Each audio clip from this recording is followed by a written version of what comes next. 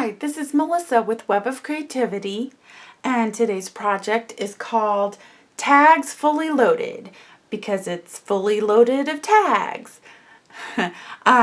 With Graphic 45, they have 3 different size tags. They have a large, a medium, and a small. I have put all 3 of them in this album. And this video tutorial is going to go through how to make the album, the full material list, and the cutting guide. So I'm going to tell you all the dimensions and how to decorate the album and all the tags and neat ideas on how to decorate the mini tags that go inside. So again, fully loaded, full of tags, great ideas. Love this paper collection by Graphic 45. It's called Artisan Style.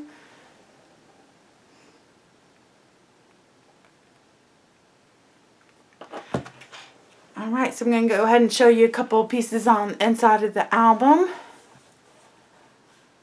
So we have a couple pockets right off the bat. But you see, this is the large tag from Graphic 45, and then this medium tag. So this has 6 pages, another tag on the inside. So 6 pages consist of 6 of the large tags, 6 of the medium tags, and 2 of the smallest tags. So it all goes through. Nothing but tags. Great album. Love the paper. So we're going to start off with the material list on all the materials used, and then go from making the cover to the pages to decorating the small tags that are inside. I give out all the dimensions and the punches used, the ink used, and everything. So again, tags fully loaded, full of Graphic 45 tags, artisan style paper. I hope you love the project just as much as I do. Quick, fast, not complicated at all, and just fun to make. Alright, let's get started. I'm going to go over the material list for the tag album. I used 12 by 12 Graphic 45 Artisan Style paper collection. And the tags you'll need, I used 1 pack of large Graphic 45 tags, 1 pack of the regular tags, and I have 3 packs of the artist trading tags. The 3rd pack is optional. In the front covers you have a pocket, and you can either use the tag or you can add an extra piece of cardstock to the number of cardstocks and cut your own tags. So it's up to you if you want to use, and I have black because I only had 2 of these. So for the black cardstock, you need 9 sheets of 8.5 by 11. For the craft, you need 2 sheets of 8.5 by 11. And again, if you want to make tags, you can add, a couple of extra sheets. Probably only need 1. And then a 12 by 12 sheet of chipboard. Optional is getting the chipboard pieces for the artisan style, and then the tags and pockets. These are some optional pieces. I used Martha Stewart edge and a corner punch. This is French scroll.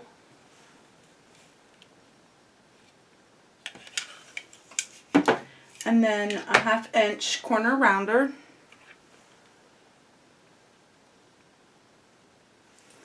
And black soot distress ink for the ink. And that's it. Those are your materials. And then we'll move on.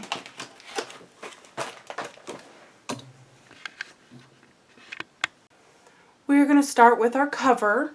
So you'll need 1 12 by 12 sheet of chipboard.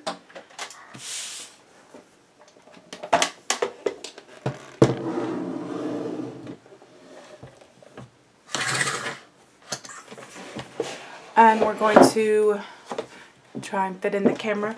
We're going to cut this down. We need 2 pieces of 4 3/4 by 8 inches.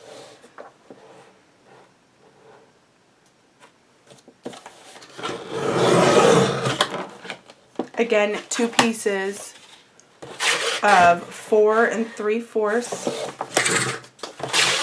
by 8 inches.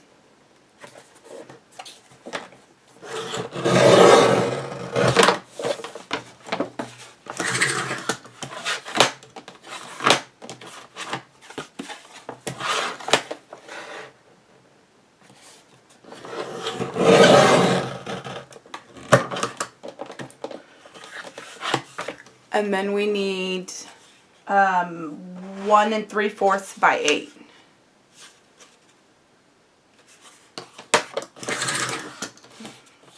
Again, 1 3/4 by 8 inches.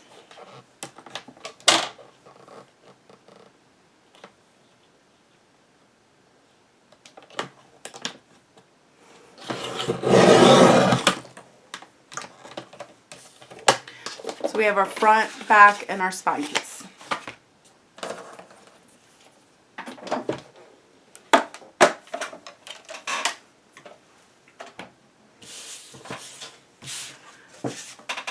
Alright, next we need to find the paper you want to use for your cover.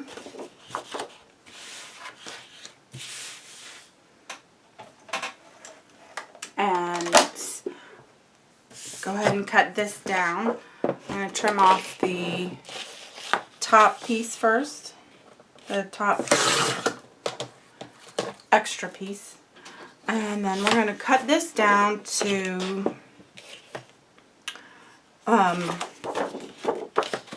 sorry, I'm turn it sideways. I'm cutting this down to 9 inches. So it's 9 by 12 right now. Then I'm going to turn it and cut it by 9 inches. So you have a 9 by 9. And then this extra piece. We're using these 2 pieces.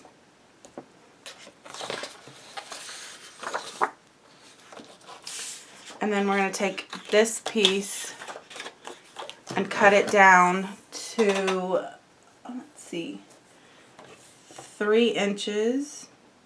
Should be 3 inches already. 3 inches by 9.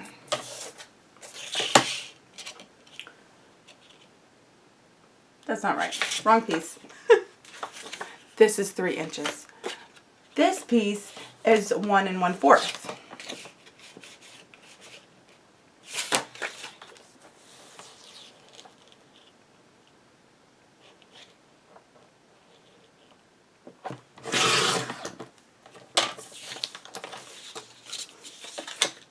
One 1/4 by 9.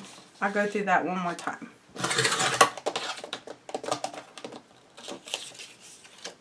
Alright, first I cut it down to 9 inches. Then I flip the paper and cut this by 9. So this is a 9 by 9 square and this is a 3 by 9. This is for the cover, front and back. This is a strip for the back. The reason why I did that is because I needed enough paper to cover the whole thing. So I needed an extra strip. I'm going to make the decorative strip on the back. Alright.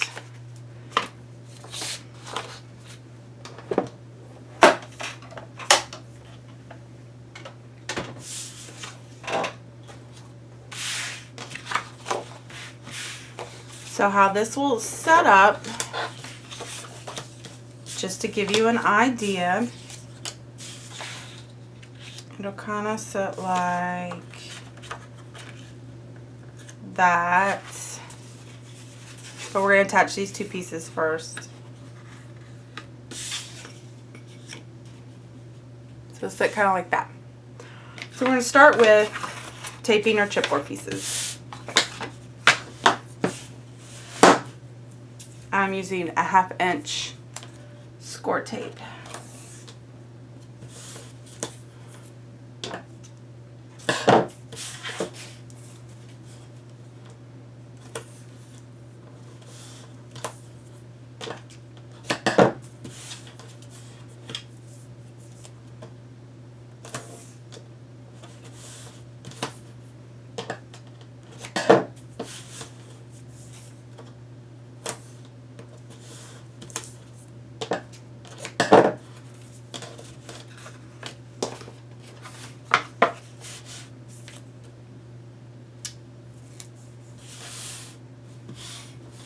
hold off on that one. We're going to do the spine and the front cover first.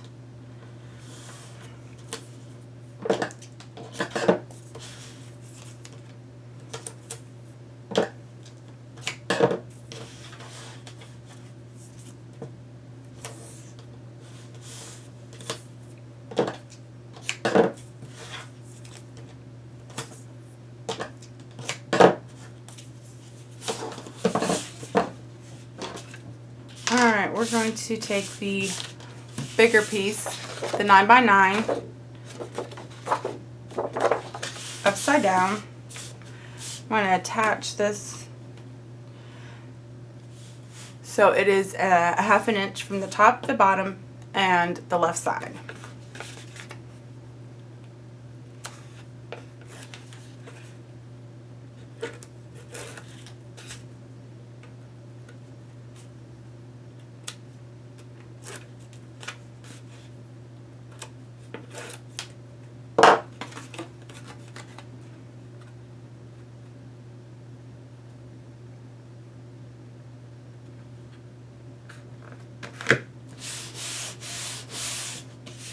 Alright, next we're going to attach the spine piece next to it, and what I use is a spacer, which is 2 pieces of chipboard.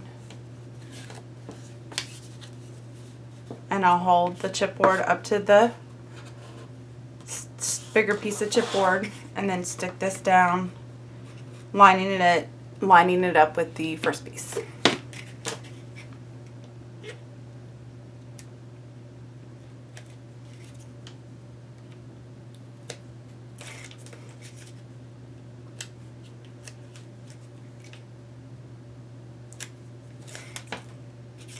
Alright.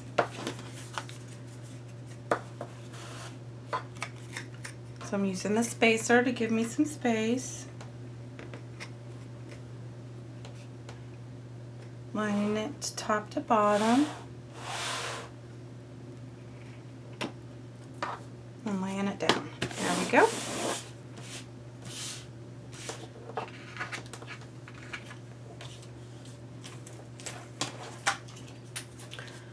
Now I'm going to attach this piece to this one first, and then I'm going to line it up with this one.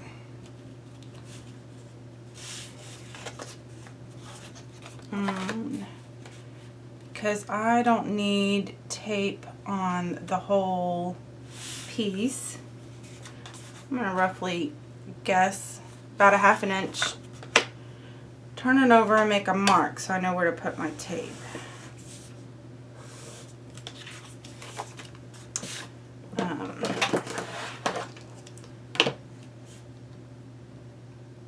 I'm going to use my ruler to draw a straight line. So that's where I'm going to put my tape, and it's going to sit evenly like that. Yep. So follow your tape line, and that's about 2 3/8 inches from the side.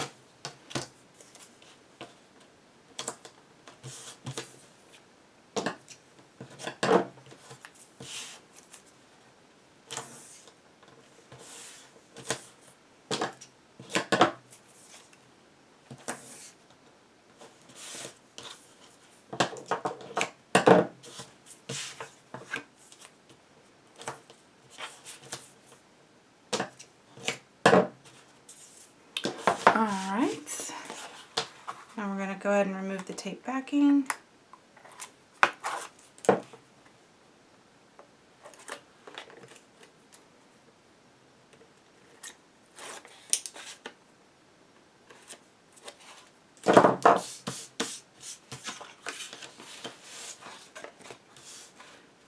So again, a 1/2 inch from the top and the bottom, and a 1/2 inch over.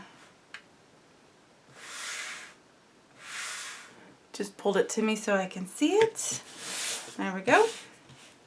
Now we're going to attach this side. So we're going to put a piece of tape on this edge right here.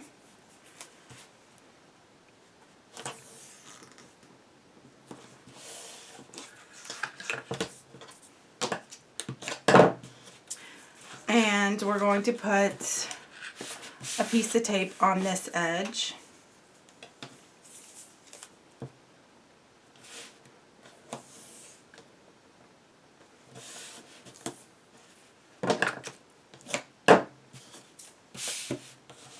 I'm going to add just a bit of tape.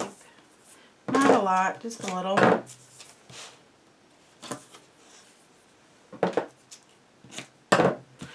Alright. Like that, and then I'm going to set it down. So let's take the tape backing off.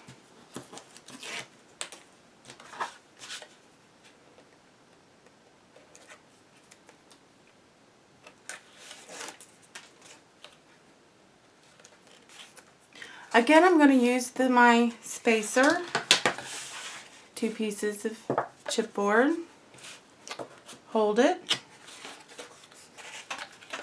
need another hand, okay, move my stuff out of the way, I'm going to hold it and line it up,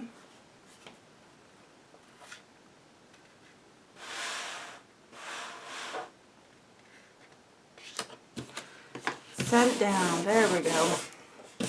Now we have that gap right here. Alright, good. I put it on the right way. So now I have a gap right here, and I'm going to just flip this paper over and make this a decorative strip. So I'm going to go ahead and tape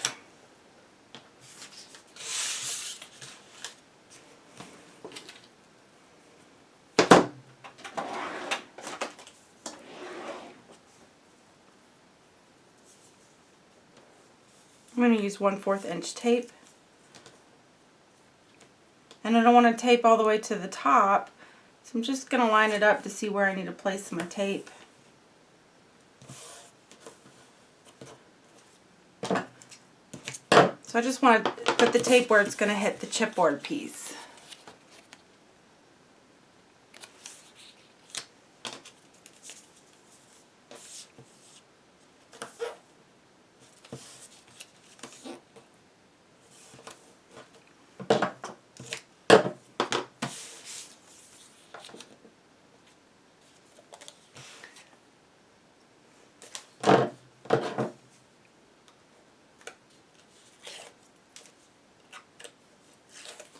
So I'll just remove my tape backing.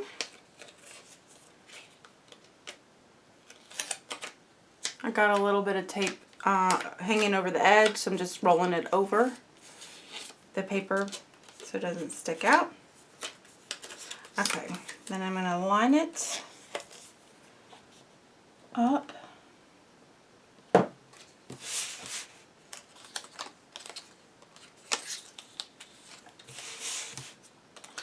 Alright, I'm just going to hope it's not crooked.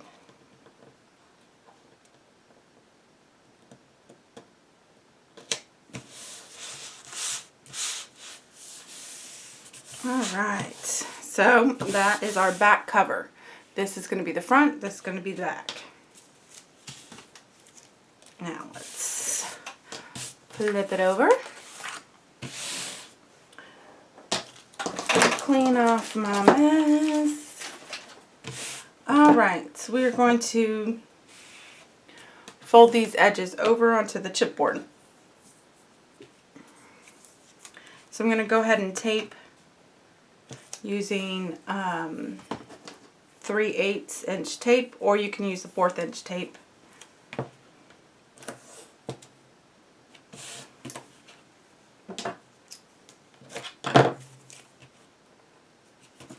You can add a piece of tape straight across. I don't do that, but you can.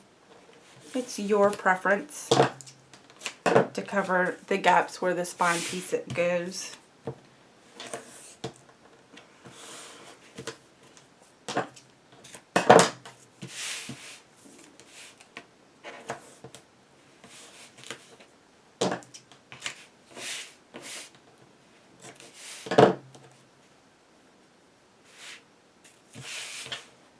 So I'm just taping the edges all the way around.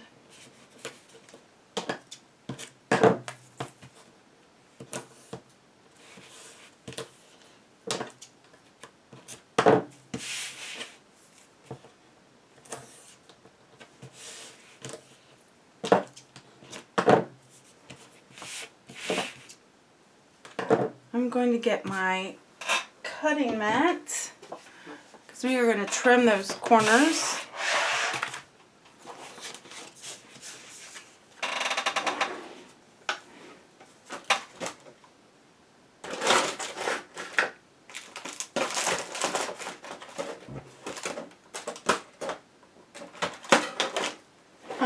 I use a Perfect trim ruler. It's a square ruler and has measurements for the width of your chipboard to cut the corners with. If you don't have this, it's fine. You can just measure and cut at an angle about 1/16, just a little bit like the thickness of the chipboard. This just makes it easier.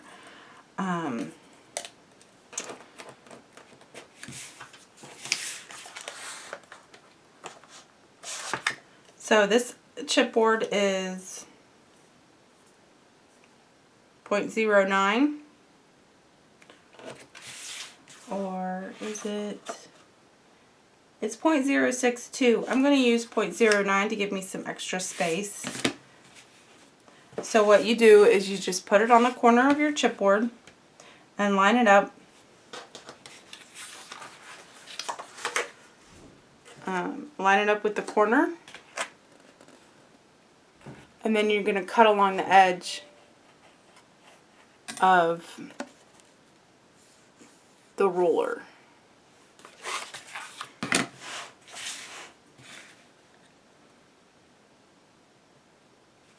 And that's going to give you an angle cut.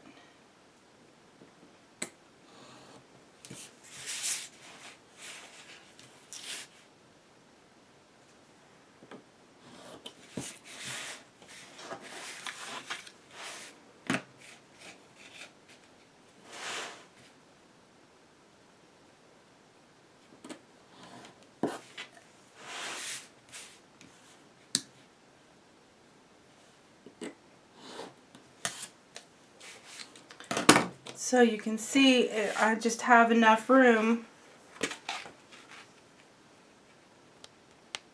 where that gap is right there between the chipboard and the paper.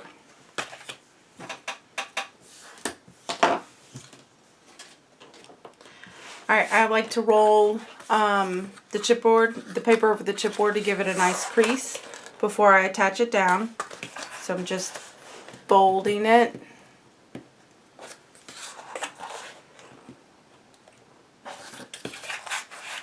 Rolling it over just a bit. I'm going to add a little tape to this piece to attach to this piece right here. I think I'm just going to do it this way. Just to get it taped down so it doesn't flap up.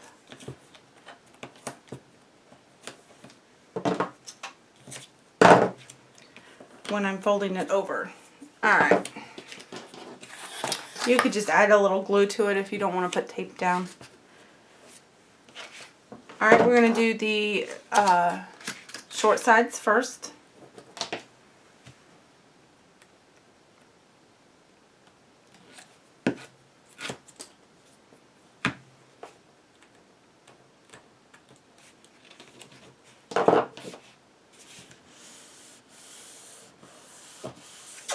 And then you can take your bone folder and rub it on the top, but also get it on the edge to get a flat line on the edge.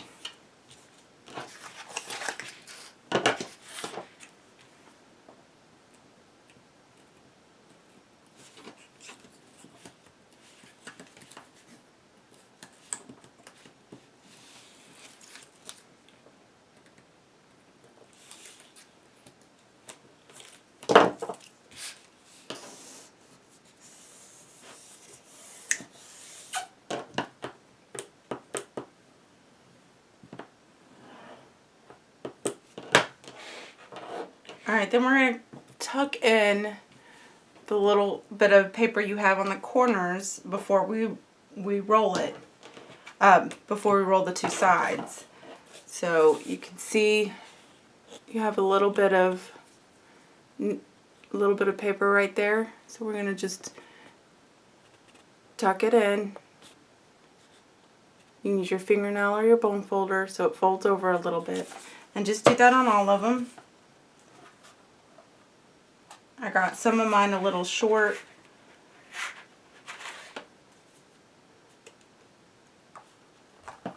Shorter than the others, but that's alright. Alright, so we're going to go ahead and take the tape off.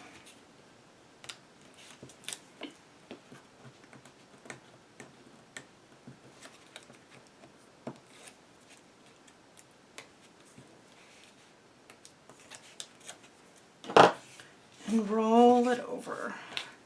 I'd start with the center on long pieces and then work your way over.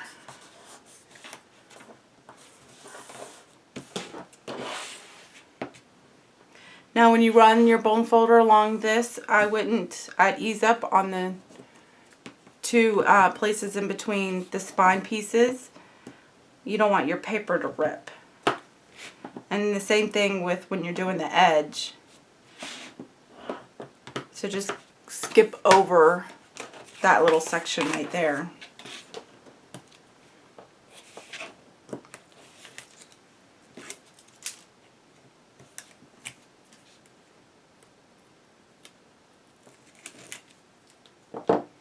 Make sure your edges are tucked in, your corners are tucked in.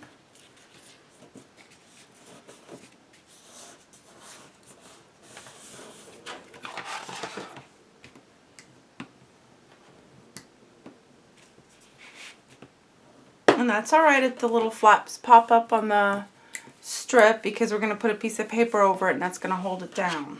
We're going to mat the inside. Alright.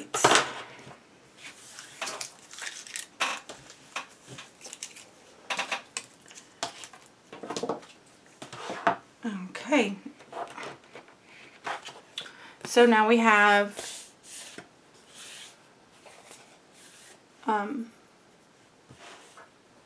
it covered.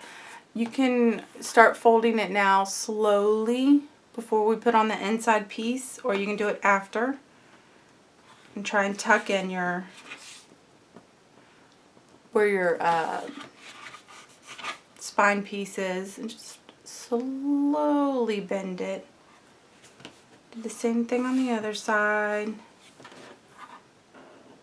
And if your paper cracks, you can put some glue down on it, or ink it and not worry about it, or cover it with a piece of paper. That's the start of our book. Alright. Let's cover the inside. So for the inside, I'm going to cover it in green. I'm going to cut my mat out of the way and get my trimmer. The inside is going to be 7 3/4 inches by 11 3/8.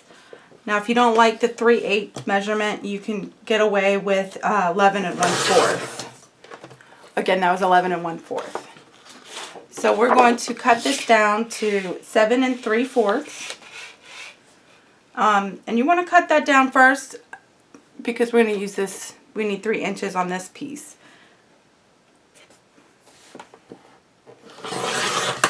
So I'm going to set this piece aside. We will use that again.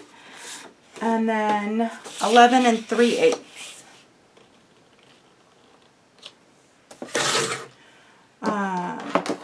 If you need help with that, this is, if you can see it, there's your 11 mark, and you count 1 2 3. That's 3/8. This is a Tim Holtz ruler.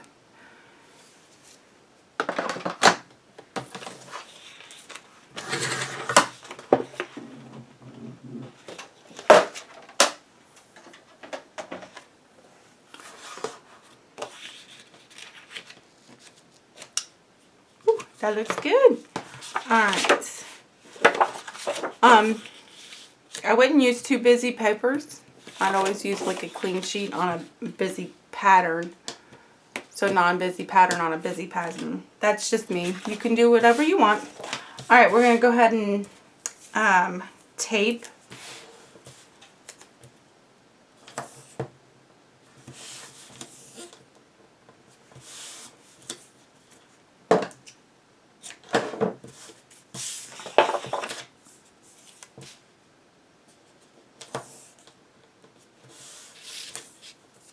Now, if you want to ink this paper first, you can. I'm just going to ink it, ink my book later. But if you want to ink this particular piece now, you can. And again, I'm using black soot, but you can use whichever color works for you.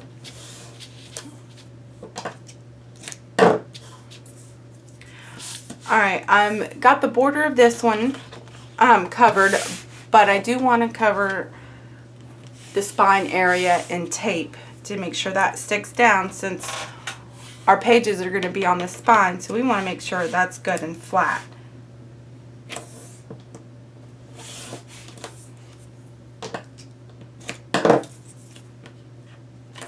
So I'm doing a strip on the outside covers by the spine and then in the spine.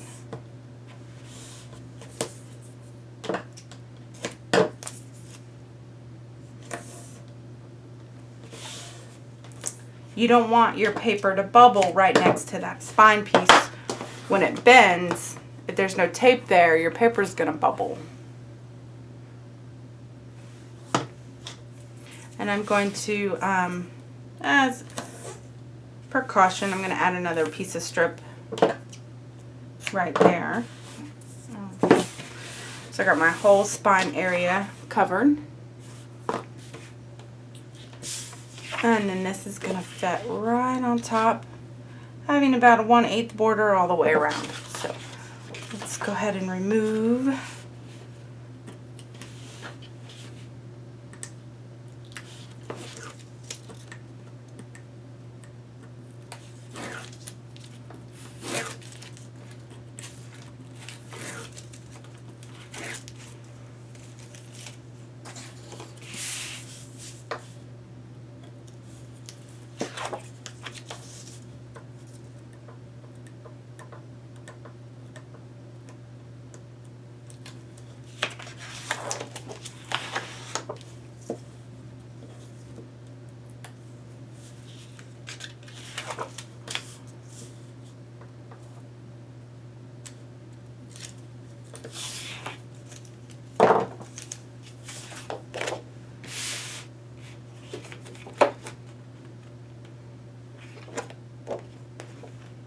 Just making sure I'm having it face the right direction.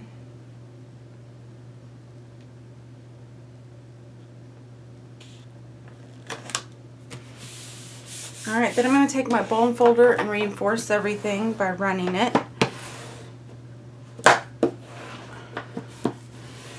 Make sure that gets nice and flat. I'll flip it over and do the same thing on the back side or the front.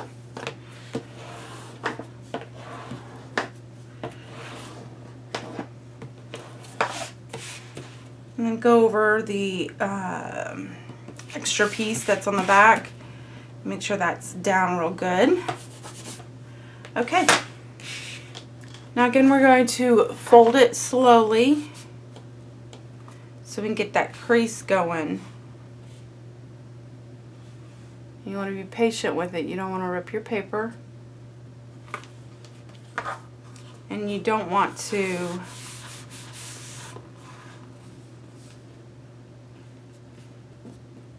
fold it all the way in either. You just fold it just a little bit inwards. There we go.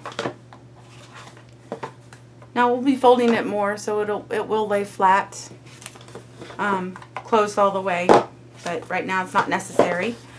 We're going to go ahead and decorate the front of this And I'm going to use, that's where this piece comes in handy.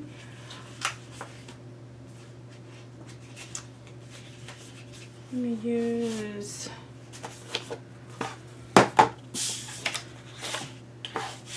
these 3 colors. Let's see if I have enough of this scrap. I don't. Okay, we're going to cut these in three squares and use our corner punches. So let's get my paper cutter out.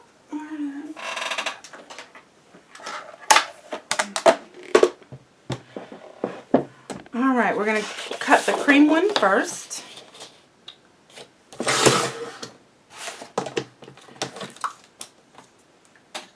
And that is going to be 3.5 by 3.5.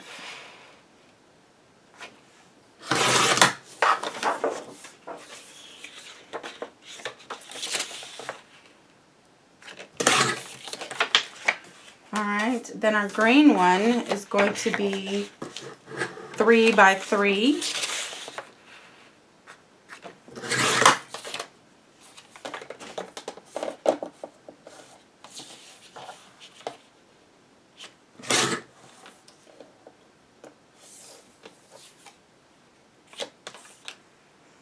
And we're going to take this green one again and we're going to cut it at 4 3/4 by 2.5. So I'm going to put it in 2.5 first. And then 4 3/4. Alright.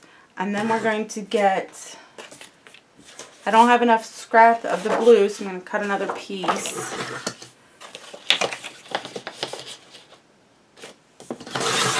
Alright, this blue one is going to be 2.5 by 2.5.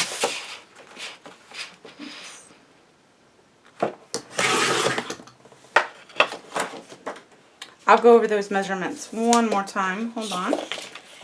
Get this cut.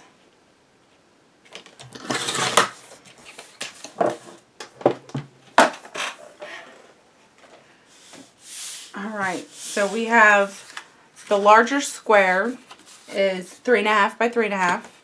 The second one is 3 by 3. The little one is 2.5 by 2.5. And then our strip is 4 3/4 by 2.5. All of them get punched, so we will punch the squares on the corners. This is French Scroll Martha Stewart punch.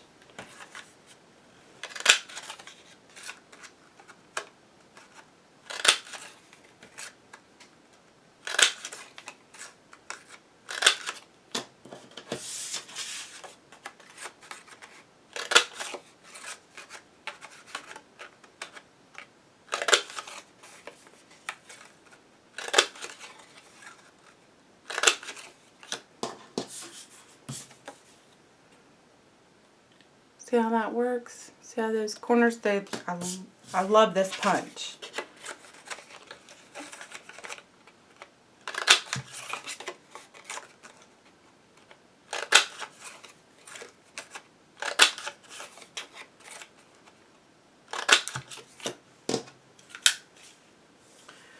Alright, then I'm going to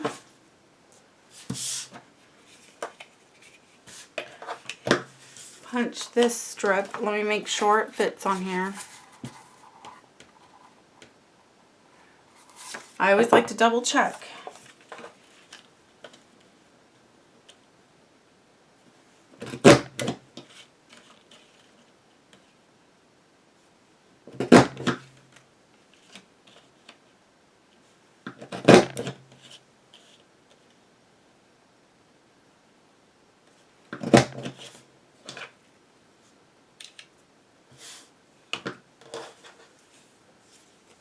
And then I'm going to cut off a little piece that hangs off on both sides. I like to trim when it's necessary. It's not always necessary.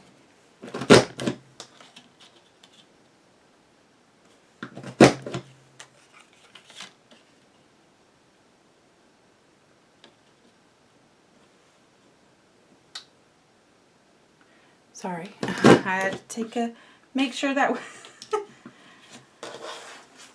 was centered, and I missed a spot. Alright. See if this, sometimes missing a spot is always hard to get that punched right. Oh, that's not bad. You can't tell. Well, I can tell. I might cut another piece. I messed that part up.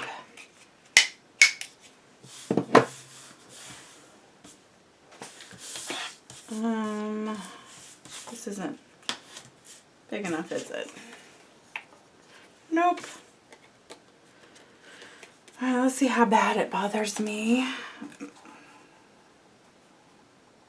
Well, you can't tell.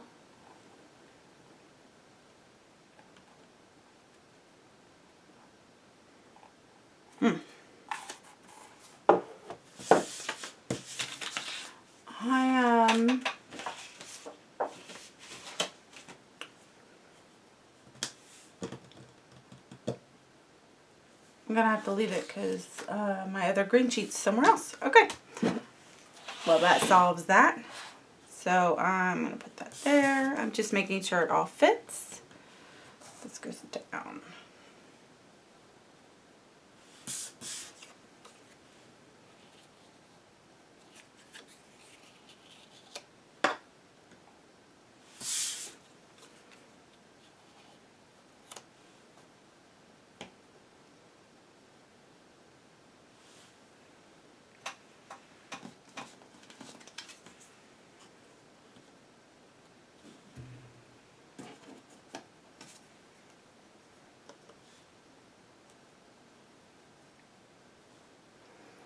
That green at the bottom kind of blends a little bit.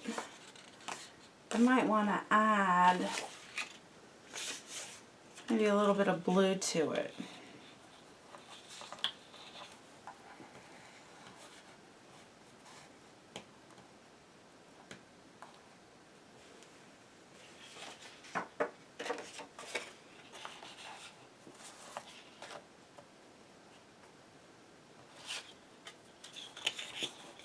I think I might add the blue.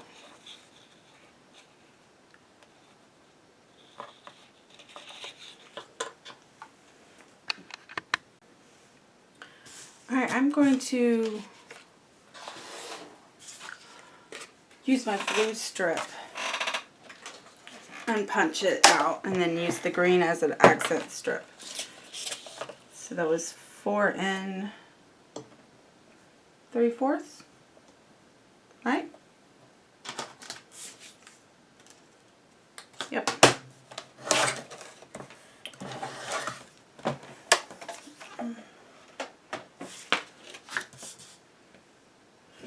All right.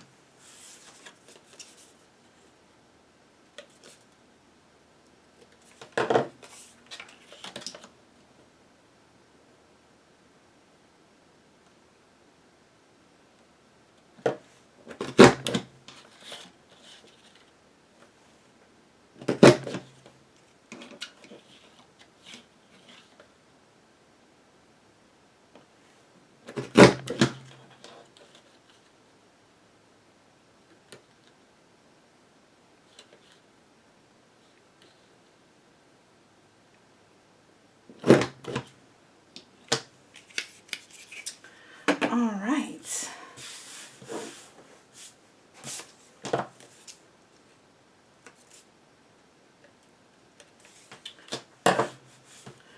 Okay, then that looks better. Then we're going to trim this down and put a little, and make it a little strip. Let's see. I want to cut that. Let's try 1 1/4 by 4 3/4.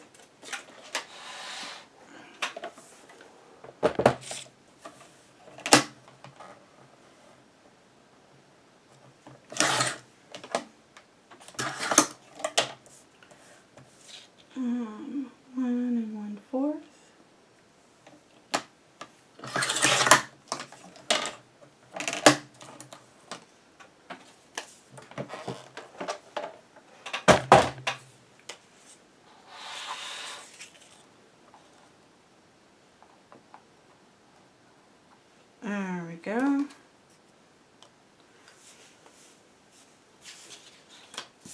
That looks good. All right, now we're moving. We are going to, I'm going to ink all my edges and add tape and then come back. Alright, I have one slight change. Instead of inking with black soot, I chose gathered twigs. I thought the brown was more settled than the black. Alright, now with the taping, I taped everything except 2 pieces. The small blue piece I pop dotted, and the cream colored larger piece I pop dotted. So we are going to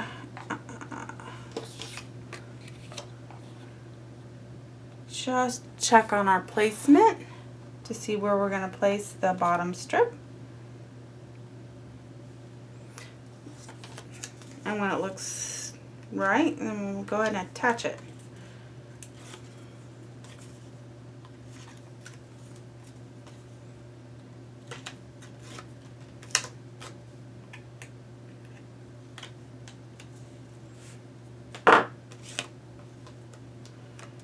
Alright, attach.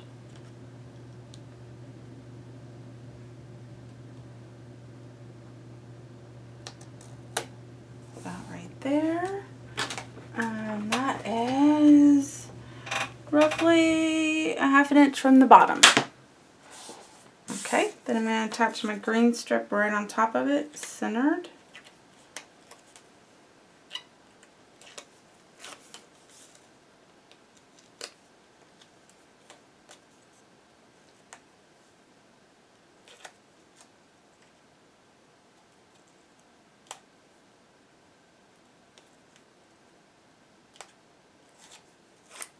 Alright, the tape backing was being stubborn. Alright, so we're going to go ahead and get that centered.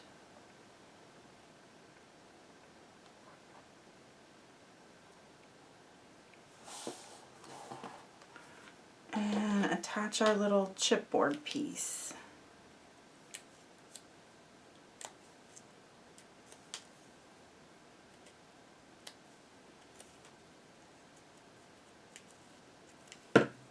Okay.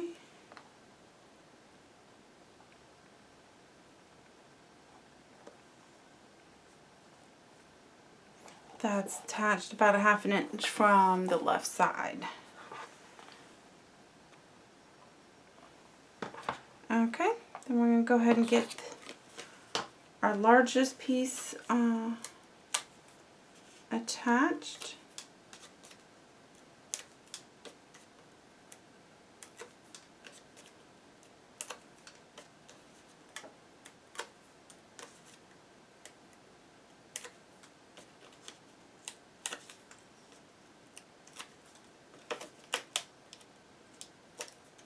Good, I added a bunch of pop dots on that. And we want to get that centered the best I can. And because I'm a perfectionist, I'm going to find my center point.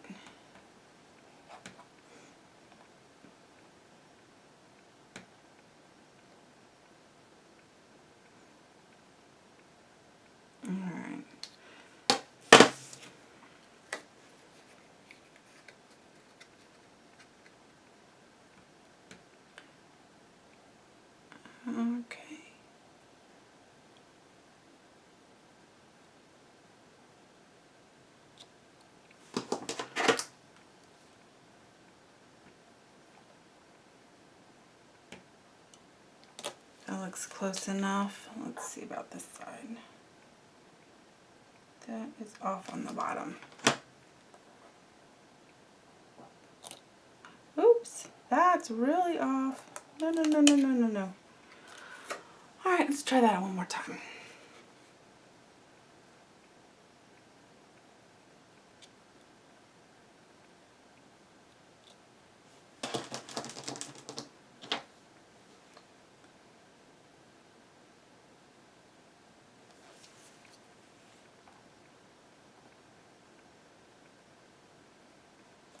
Okay, that looks good to me. It's just a little off, not much.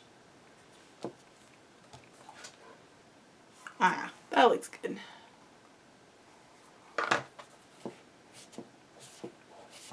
Okay, then we're going to attach our green piece, our middle piece.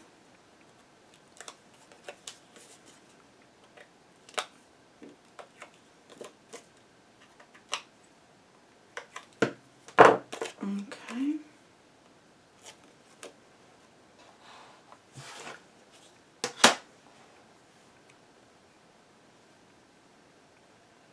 All right.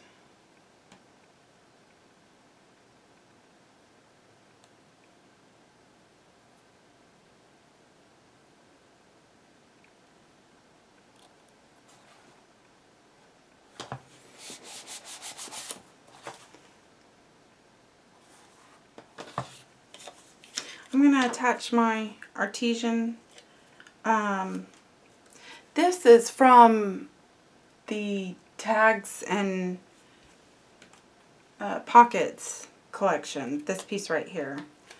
There's some cute chipboard pieces, and you can cut out something from the paper collection, but I really liked this little piece right here. So I'm going to go ahead and center it on my blue piece first.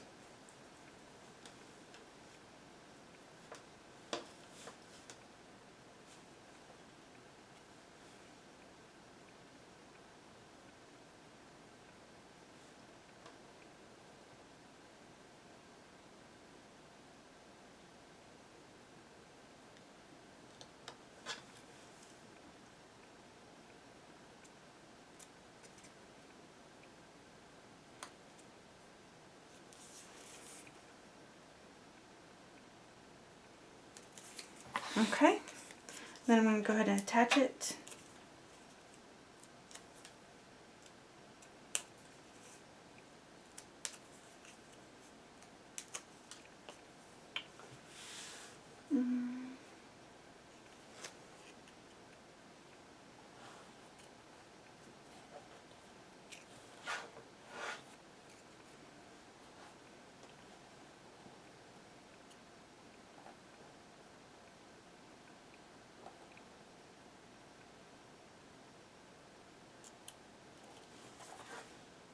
Oh, that looks good.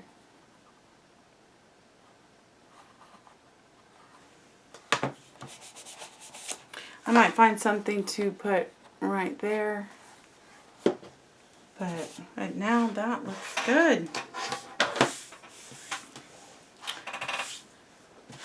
Front cover is done. Alright, we're going to work on our first page. So our first page needs one large tag, one regular tag, and two of the smaller tags. I have two pieces of black cardstock, 8.5 by 11, and one piece of craft cardstock. This is 12 by 12, but you can use the 8.5 by 11 like I mentioned in the materials. So we're going to cut some of our pieces first and then ink everything.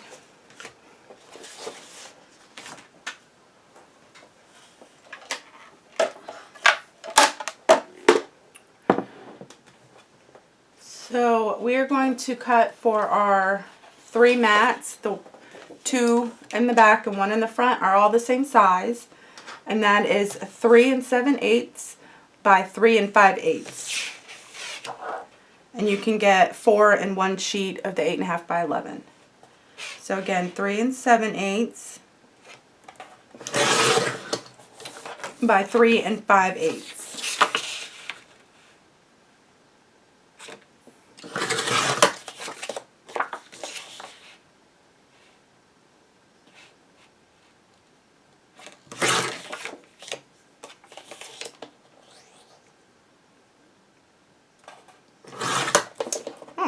And we're going to get 6 out of 1 sheet.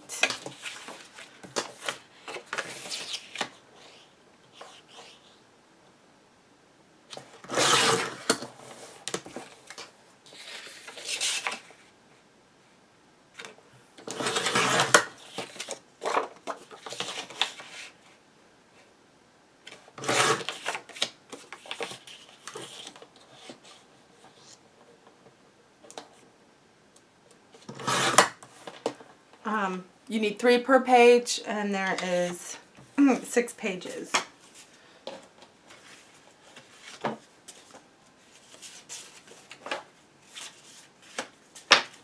Alright, with our craft, oh nope, still with the black. Our front mat with that makes our pockets for our regular size medium tag. We're going to cut that. That is 4 1/4 by 6 3/4.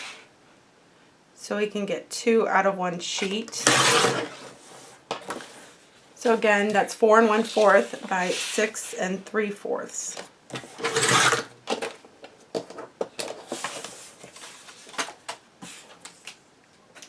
And then with our craft, we have a flap that goes on the back side of the regular tag, and that flap is 4 1/4 by 3 5/8.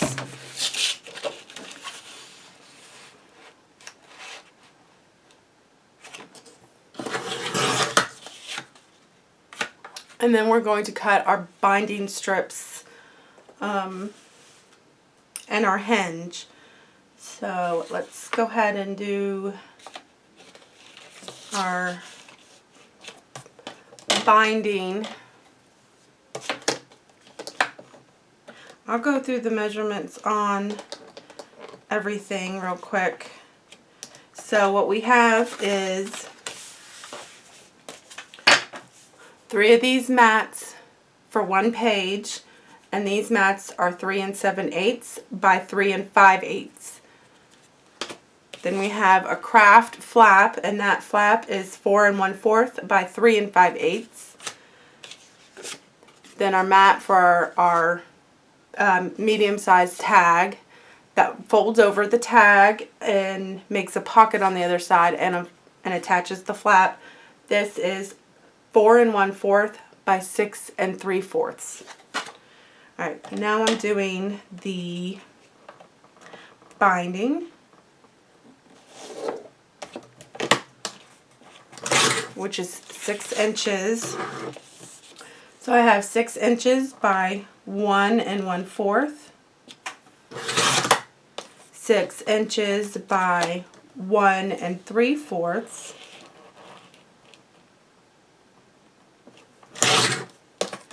and then 6 inches by 2 1/4.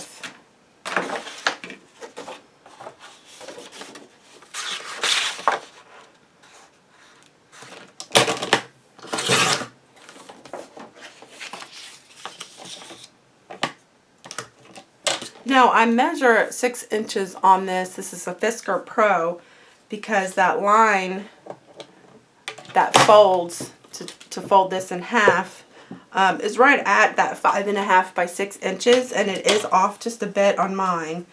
So I do measure to make sure that I have it at the right measurement.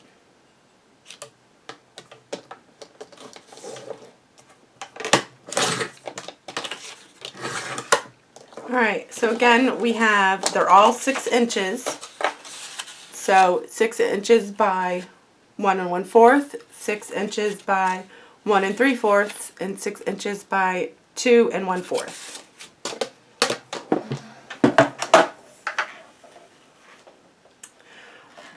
I have one more, hold that thought, I have one more hinge to make, and that hinges the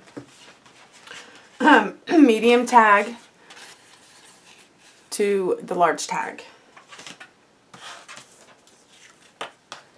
Let's see. That hinge is going to be 1 inches by 3 1/4. Again, that's 1 inch by 3 1/4. All right.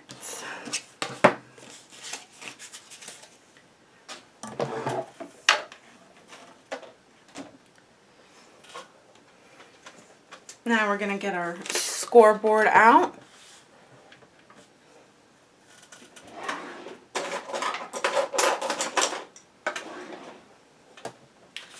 And we're going to take the 3 1/4 by 1 inch piece. And we're going to score it down the middle, which is 1/2 inch.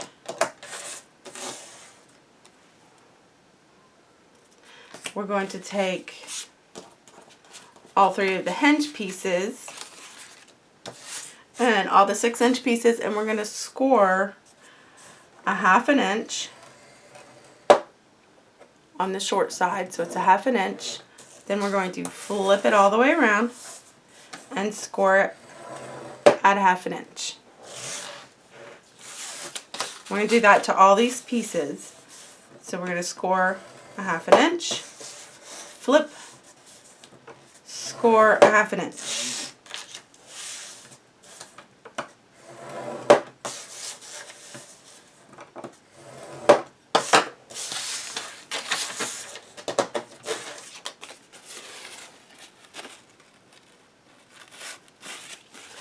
Alright, then our big piece, our 4 1/4 by 6 3/4, we are going to score at 1 inch. We're not done scoring, but we do need to move that. If you've ever noticed, have you ever measured one of these tags, they're off a bit. This one says 3 7/8. Barely. Well, if you score this at 3 7/8, it's not going to quite fit. So what I do is I go ahead and fold on that score line that I already made. I'm going to place the tag inside of it, and then I'm going to draw a pencil mark. So I know that's where I'm going to score. That's probably not very dark. It's not, it's black. It's also black. Alright. So I'm just going to draw my pencil line right there.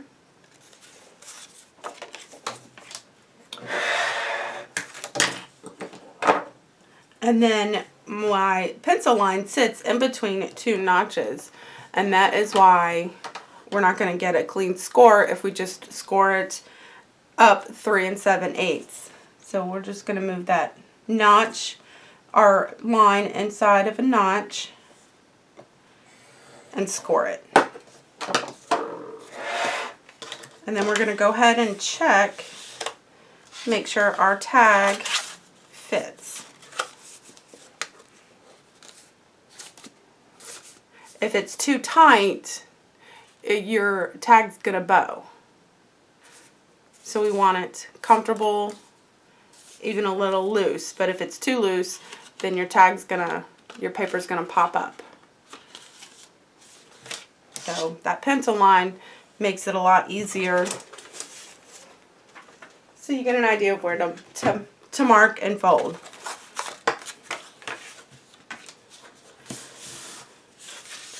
So what we're going to do, so we're going to go ahead and punch our pieces that we have. So this big piece, we're using Martha Stewart French Scroll. Now if you use a different edge punch, just pay attention to how much it cuts off your paper.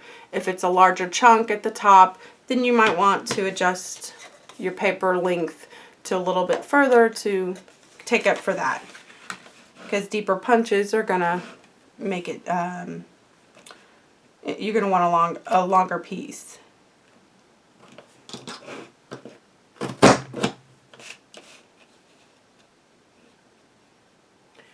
I'm gonna bring it forward so I can see.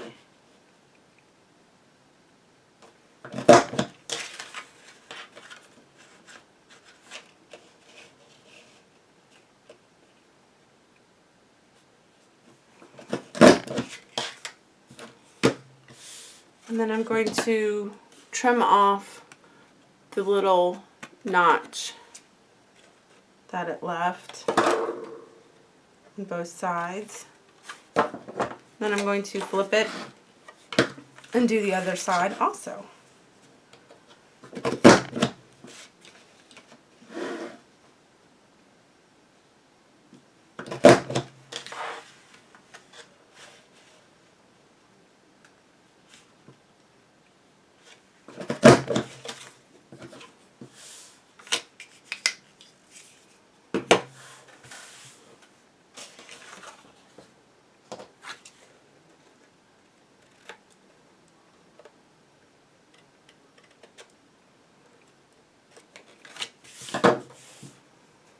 Alright, with these I'm going to punch using the same French scroll but using the corner punch. And I'm going to punch all the corners on all three pieces.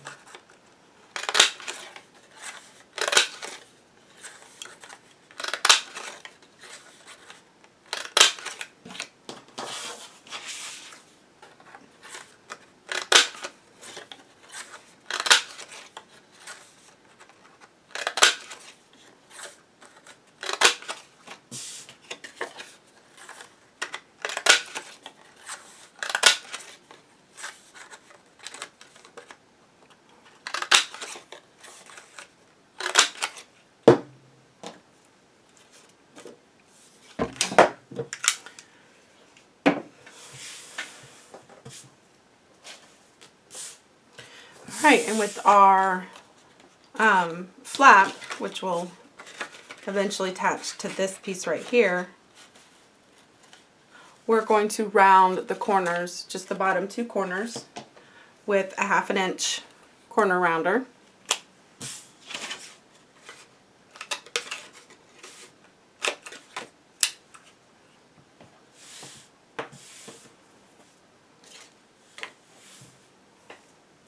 Alright, and then we are going to go ahead and ink all of our pieces first, only the craft pieces. So we will go ahead and work on that. Let's get our craft tags out here.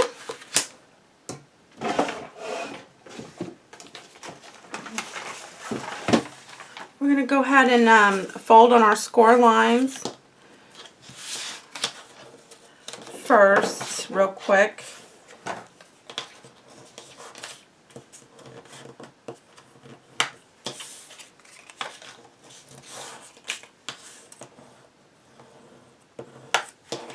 Now the binding that I am showing you is designed by Laura Dennison with Following the Paper Trail.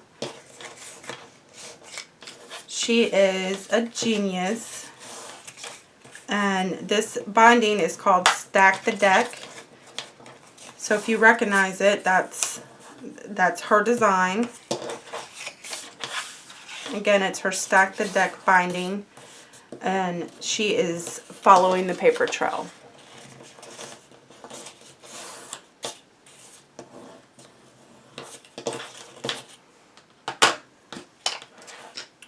Alright, let me get my sheet out.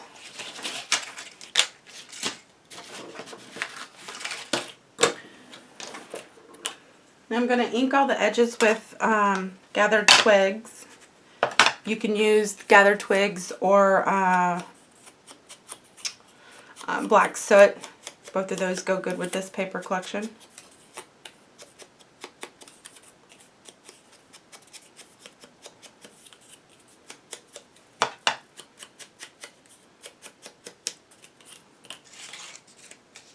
Now the binding strips, I'm not gonna worry about inking those.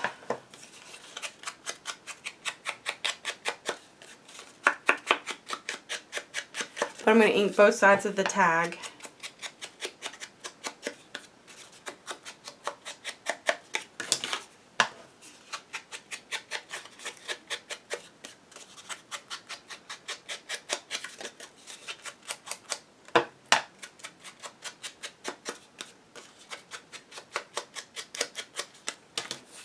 And inking the flap, both sides of the flap.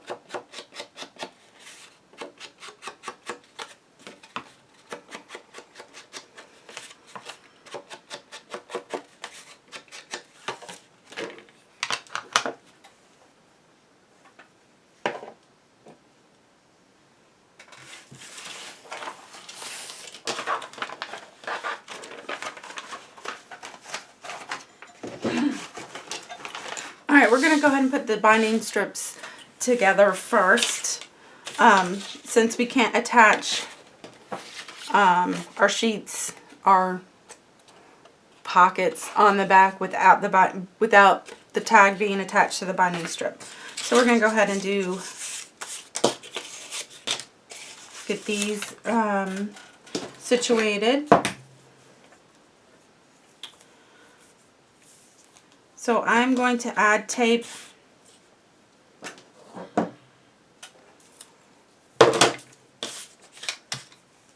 to the back side and between the two score lines. I'm going to add tape to that first. So this is a 1/4 inch tape. I'm going to put on the smallest piece.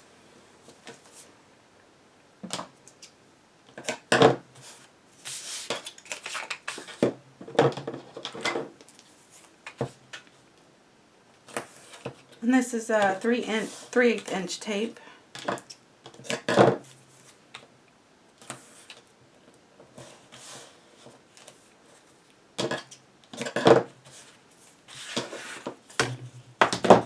And this is a 1/2 inch tape.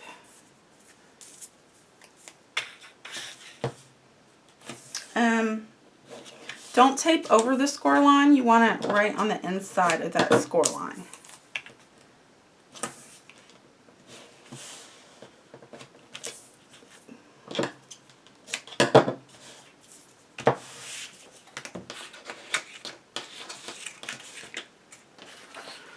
So the tags I'm going to attach like so. So we're going to want to put tape on this piece right here. Let's see. So outside, outside, outside, and then inside, inside, inside. Okay. We'll attach it on the outside. So these are the insides. Attach it on the outside.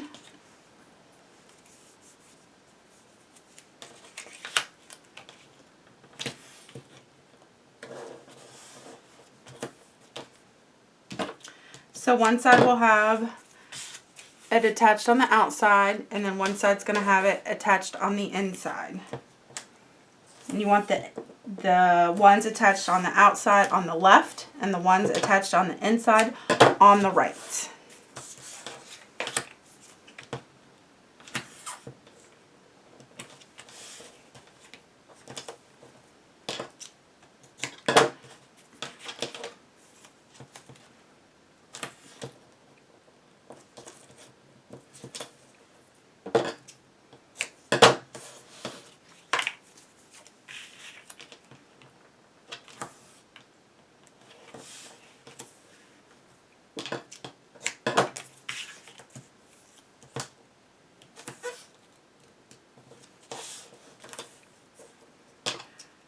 Alright, stack the deck is pretty easy.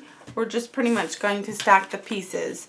So this is going to be the bottom, this is going to stack right on top, centered, and then this one's going to stack right on top of that. Alright, so we're going to move the tape backing of just the centerpiece that's in between the two score lines. And make sure you attach it on the right side. So your tape facing up is on the right.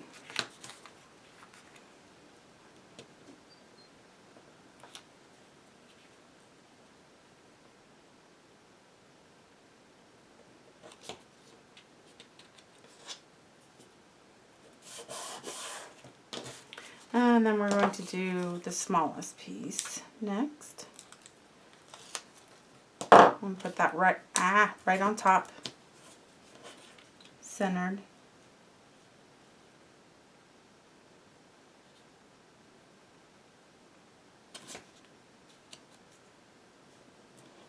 I eyeballed that, but you can definitely use a ruler.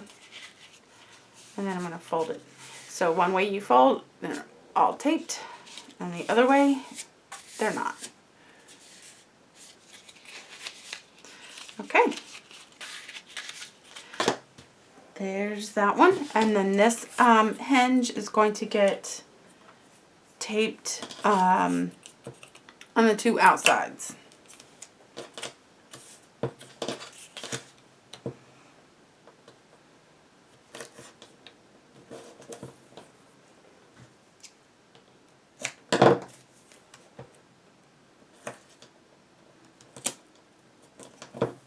Not covering the scored line.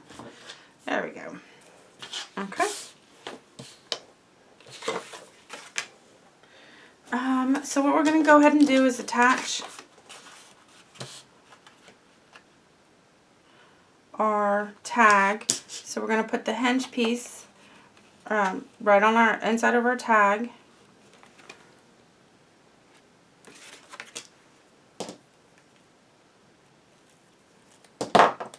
So it's going to be bottom centered,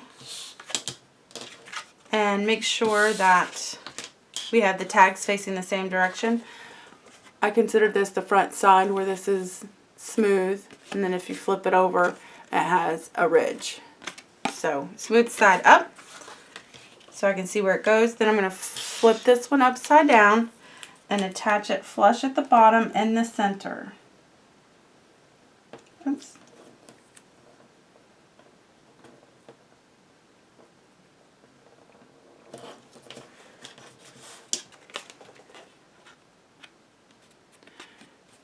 So then we're going to take the tape backing off, and we're going to line up the two curved edges from the large tag and the medium tag, and then line up this flat edge.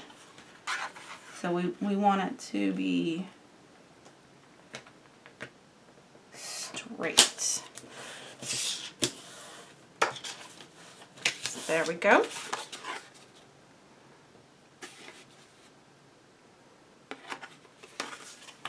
Alright, we're going to attach our flap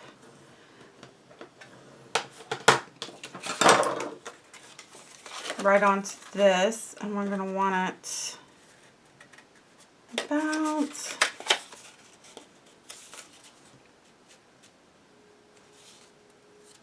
let's say about we're going to do 1/4 inch of tape on this edge.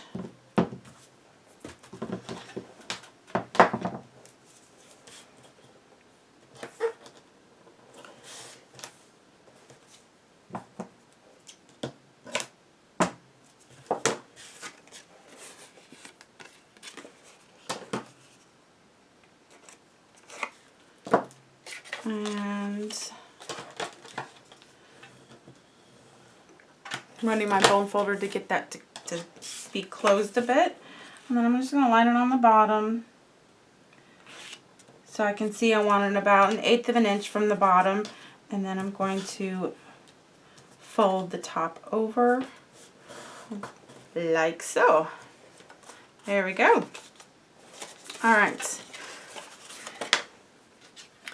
So this piece is going to go wrap around this tag. Yep. There we go.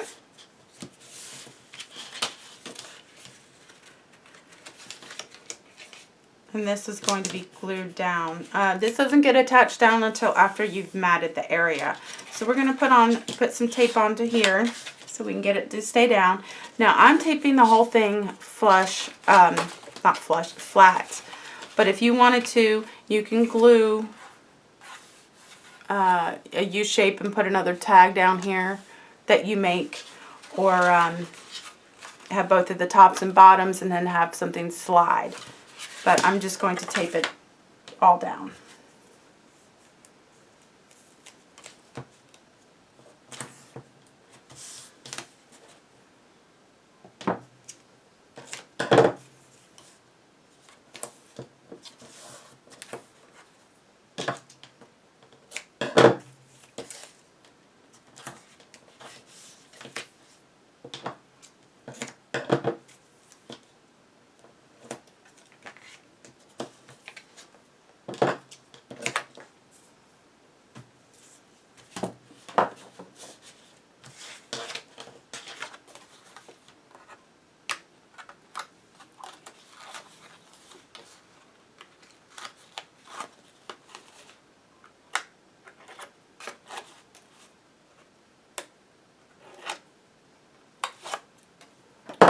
Alright,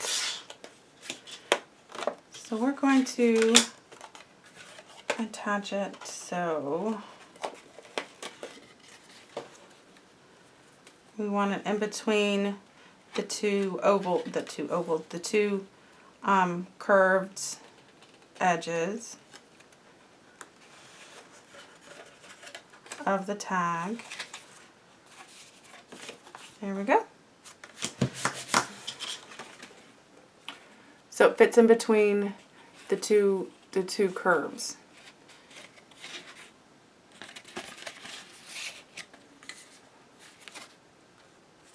So we can put a tag here, not a tag, a mat here. We're going to mat this before we stick this down, and this is going to be a pocket. So we can put stuff in. Alright.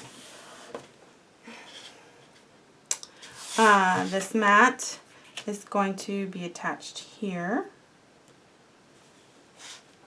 like so.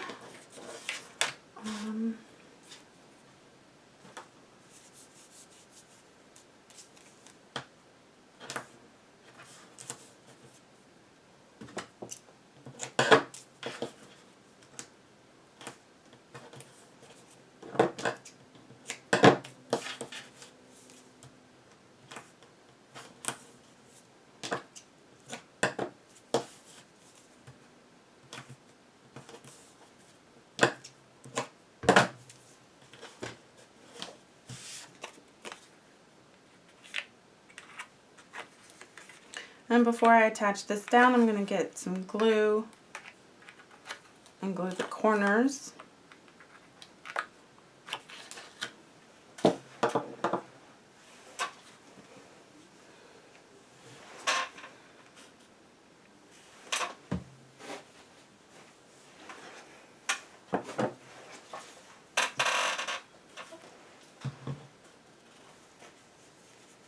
I'm just using Scotch Quick Dry adhesive.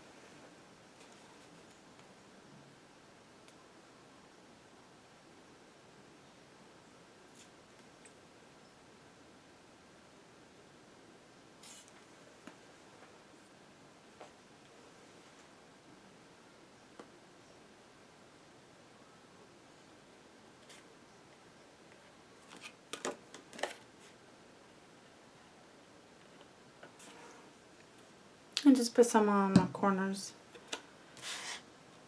Alright. I'm going to want that centered about 1/8 of an inch on all sides.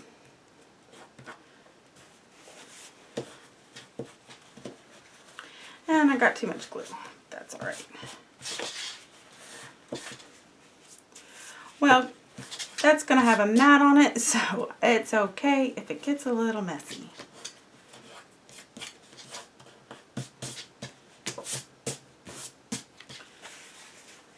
Alright.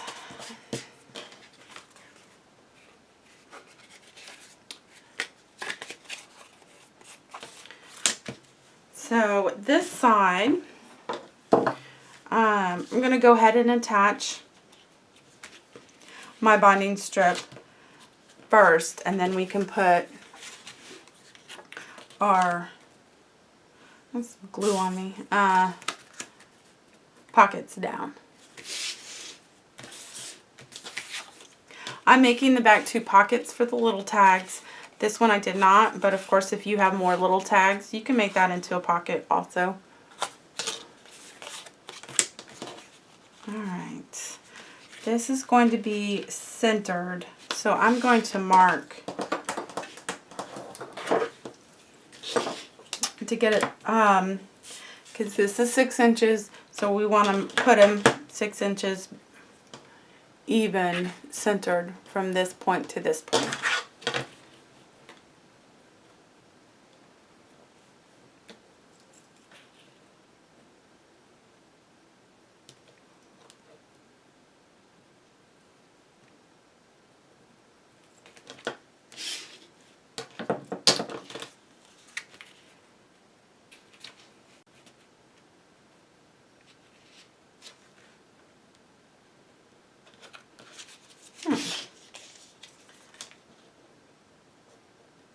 That seems like a good way to do it. I think that's the way I'm going to do it. So I'm going to go ahead and take that tape backing off.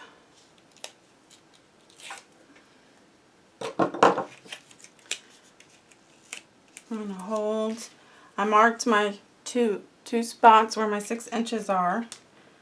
And I'm going to line this up with the edge of the tag.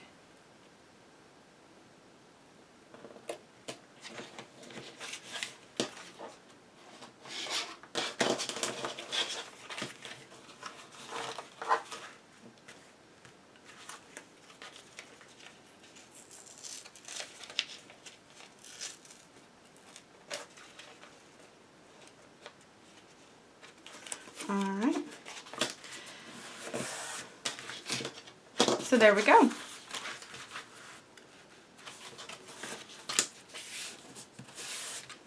Now we're going to go ahead and attach our 2 pieces.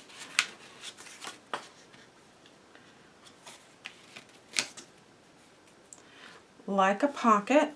So I'm just going to put, I'm going to use tape. I'm just going to put tape on 3 sides. So you want to make sure that one of the longer side does not have tape on it.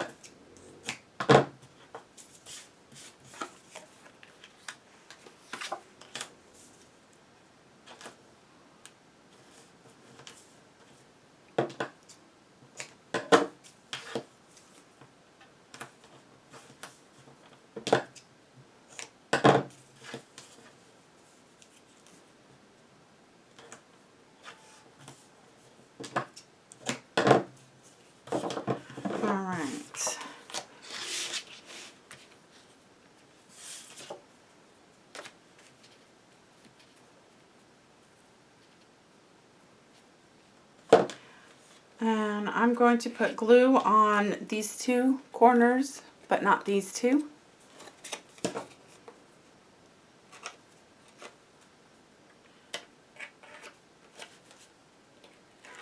You don't have to use these little tags. You can make your own. There's space for a bigger tag in here.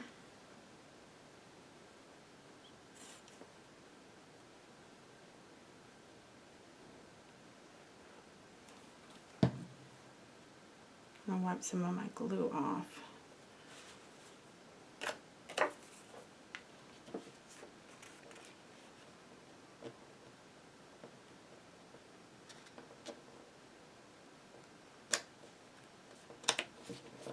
There we go.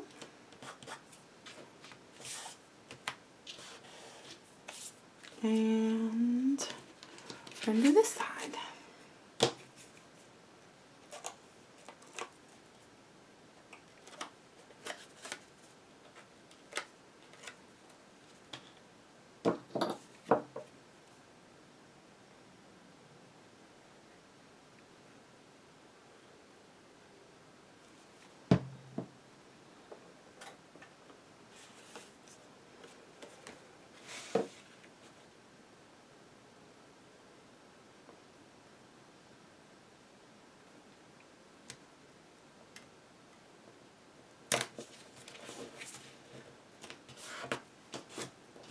All right, there we go. Now we got our two pockets in place.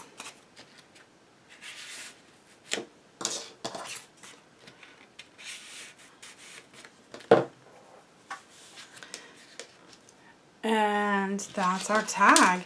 We're going to go ahead and mat it and attach it to the book. Let's, it's going to fit right inside, and then the top and the side of the tag is going to show.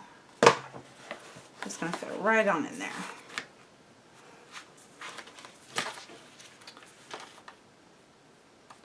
All right. Let's move on to matting. All right, we're going to move on to matting. So we are going to mat this piece right here. And I have a scrap piece that I'm going to cut. So this mat is going to be 4 1/4 by 3 3/4.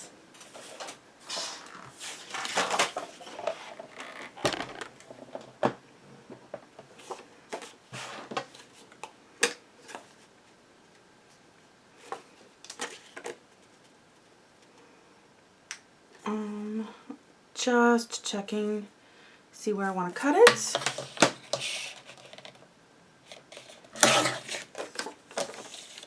So again, 4 1/4 by 3 3/4. Then we are going to, that's not right. Oh, it is. Okie dokie. All right, we're going to punch the top and the bottom edges. I wanted it all the way touching the black on both sides. And then we're going to punch the top and bottom.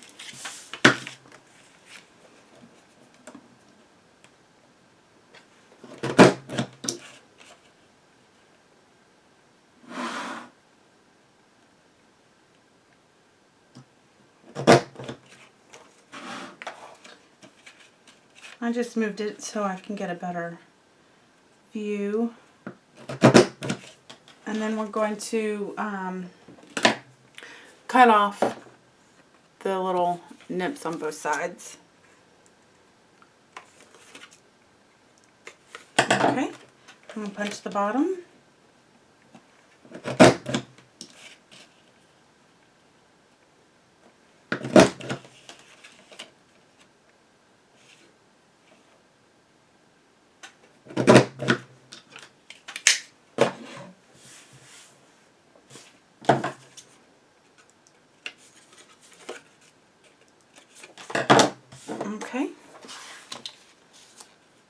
That's what it's going to look like. And then the bottom,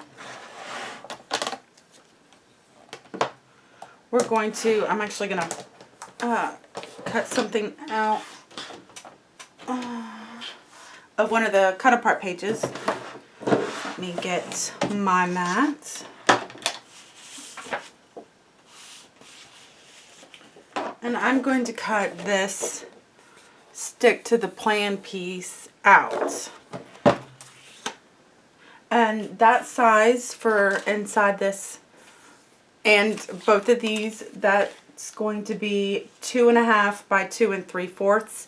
Make sure the 2 3/4 is up and down and the 2.5 is side to side. So let me just checking to see where I want to cut it at. I'm using this side, so I'm going to cut this piece off real quick at 4 inches. I'm going to be using those also.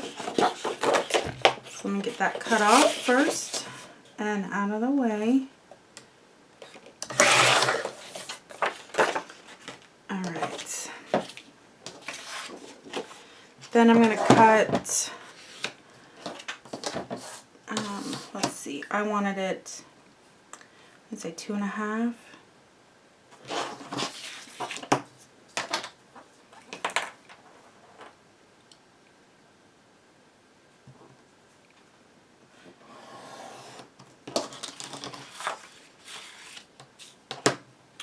By 2 3/4.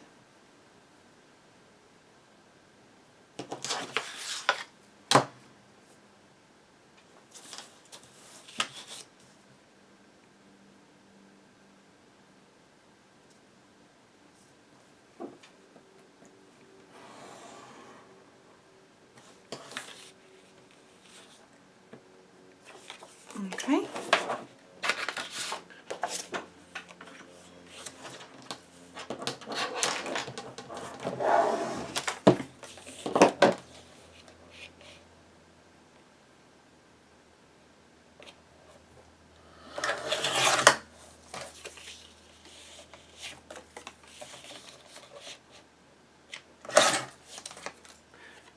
So that piece is going to go right in the middle.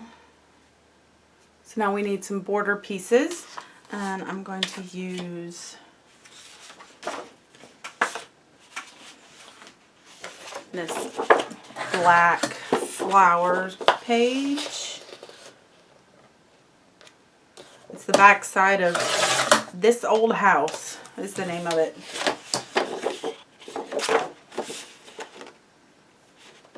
So we're going to cut, this is only 3/8 inches, 3/8, and we want 2 pieces by 2 inches and 2 pieces by 1 3/4.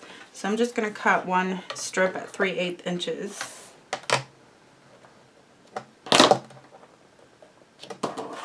Which I don't have a marking for that, so I'm just going to keep using my ruler until I get to that spot.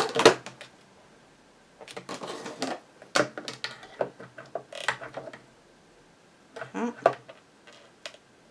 Almost there.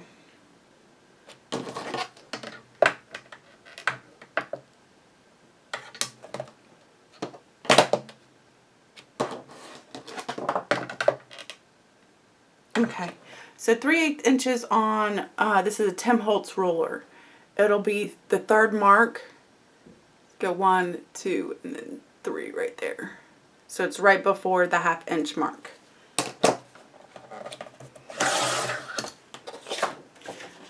Alright, then I'm going to cut 2 pieces at 2 inches.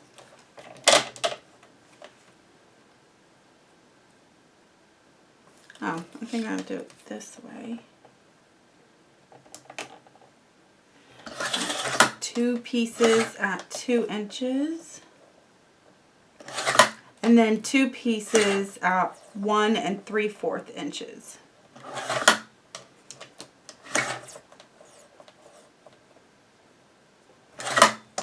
Okay, those are going to be our border pieces. So this will sit like that. And then we got border.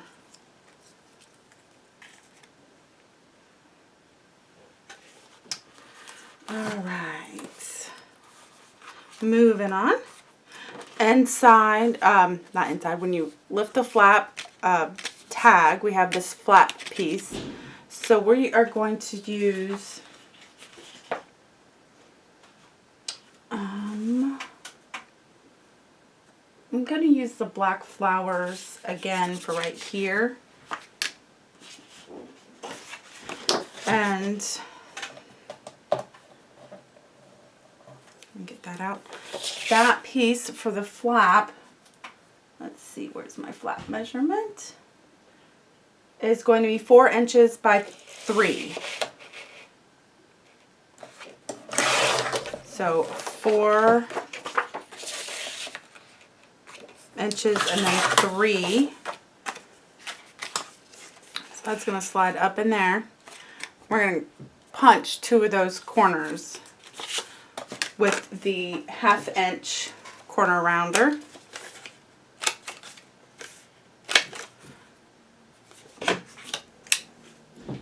Alright, then we need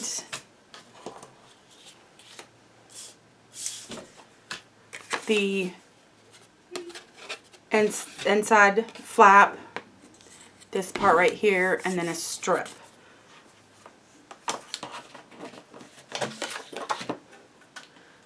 So that's what this piece comes in. Let me make sure. Alright, so what I'm going to do is I wanted this details of a plan to go on the back right here. And then this, the opposite side, this dragonfly paper, I'm going to put on the top. And this strip, I'm going to use blue. So that top flap is 4 inches by 3 1/2. Let me make sure that's 3 1/2. So 4 inches by 3 1/2 is going to be my top. And I'm going to go ahead and round the top 2 corners. You can round all of them if you want. Alright.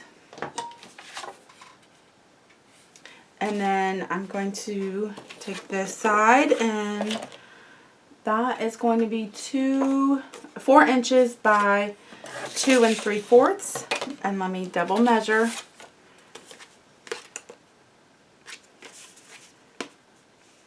Two 3/4.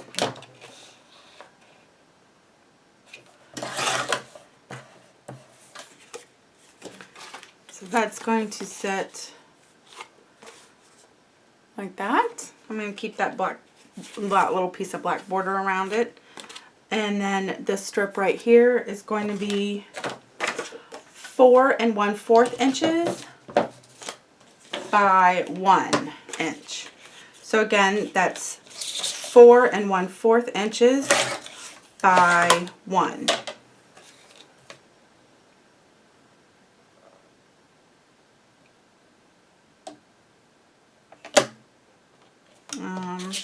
Not going to get that very straight. I'm going to go ahead and use my ruler.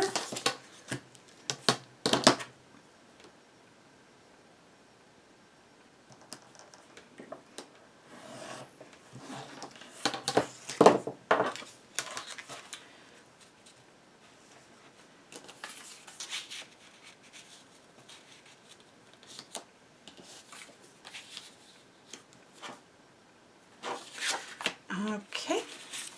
And then we have this area to mat. And that is going to be out of the cream paper. And that mat right there is 3 5/8 by 3 5/8. So 3 5/8 by 3 5/8. Oh. This is 3 1/2. I'm still going to use it. It's one of my scrap pieces. I'm going to use it. Yep. Okay. So we got all those planned out. And now we're going to mat these two back here. And we're going to use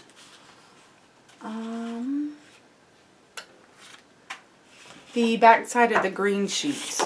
So here's the green sheet. Flip it over. And we got these cool flowers.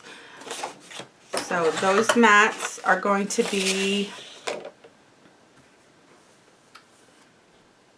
2 1/2 by 2 3/4.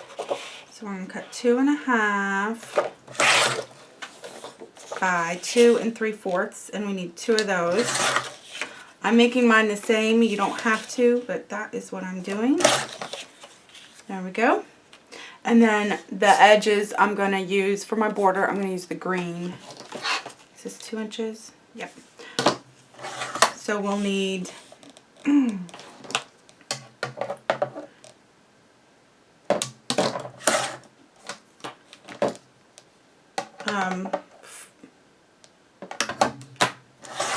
8 pieces that are 3/8 of an inch. So 4 of those will be 2 inches, and 4 of those will be 1 3/4 inches.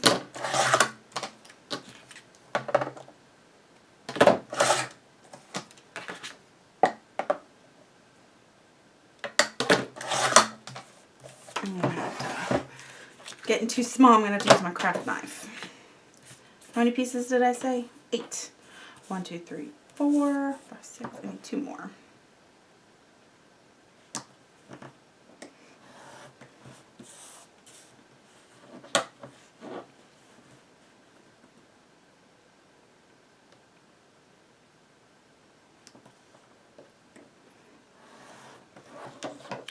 All right, and then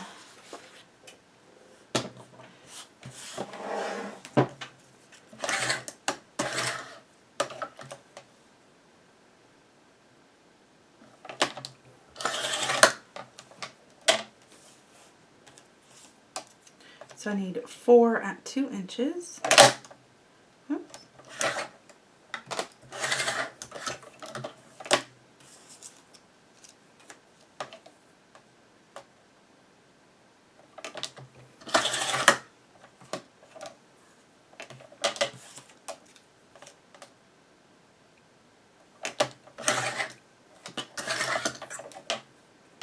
And then 4 at 1 3/4 inch.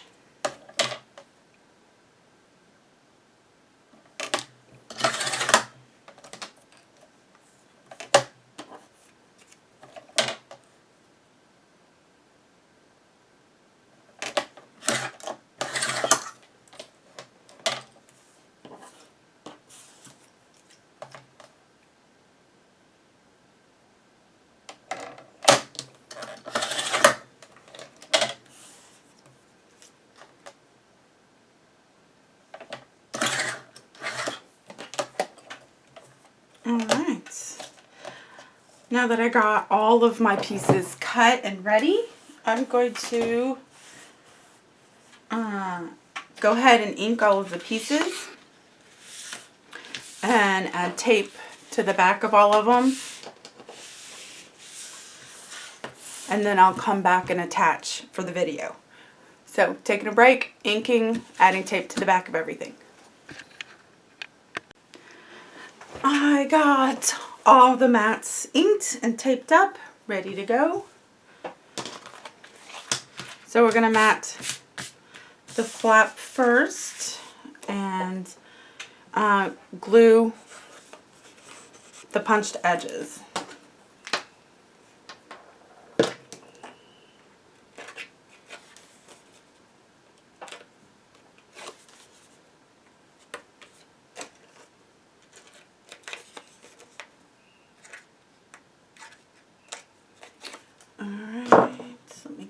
glue.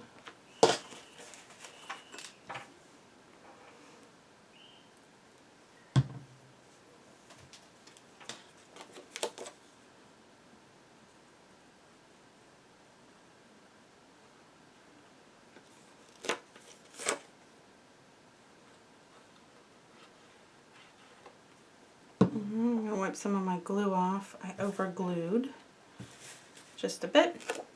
Alright, so then it's going to be flush on both sides of the black cardstock and then center from top to bottom. Well, let me do one side first. There we go.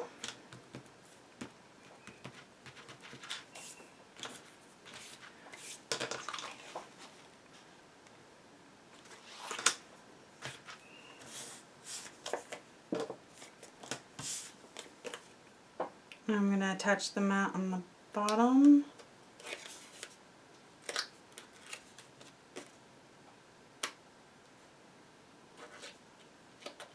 So again, I just inked all the edges and I used gathered twigs for the ink. Alright, this little piece is going to go in the middle here.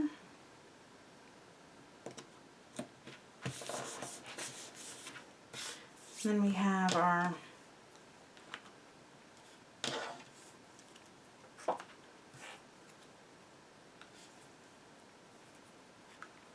there we go. Just placed it to get an idea.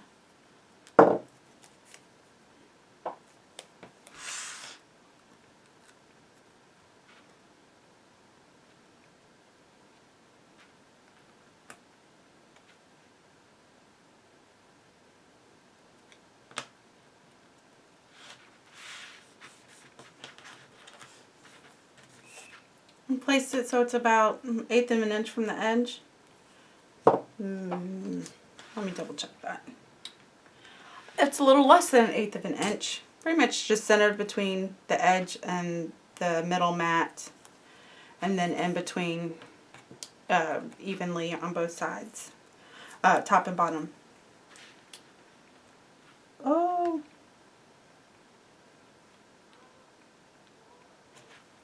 Drop that. I think I might use my tweezers just so I can see it a little bit better. There we go.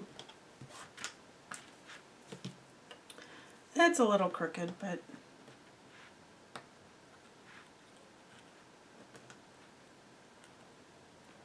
if it doesn't come off easily, then I'll leave it.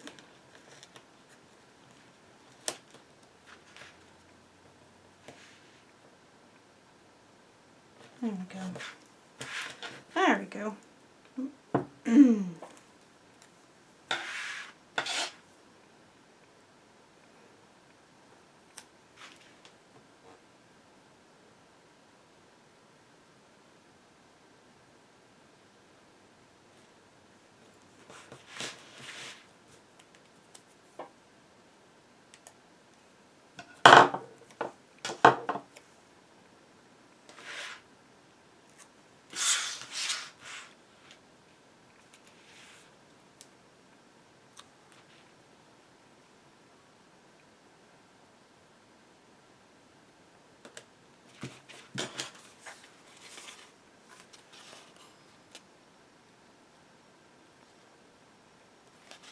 It's looking good. Okay, now we're gonna work on the medium tag here.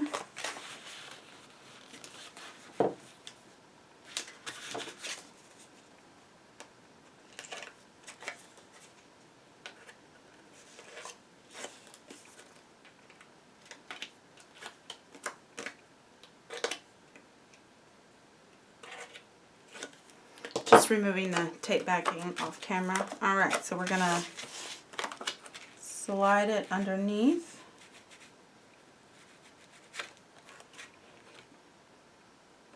Just checking to see how far.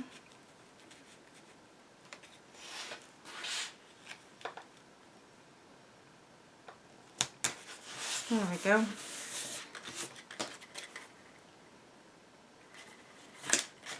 That's about 1/8 of an inch border on that.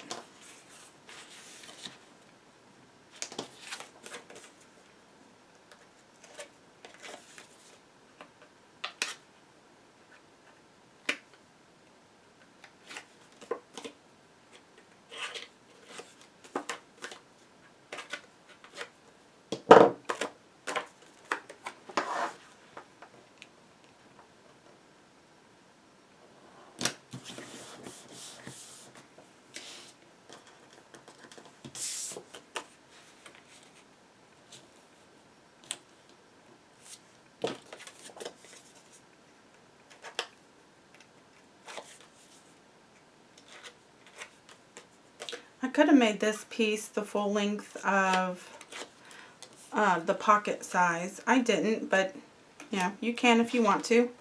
It'll cover this little edge right here because right now it's not gonna get covered.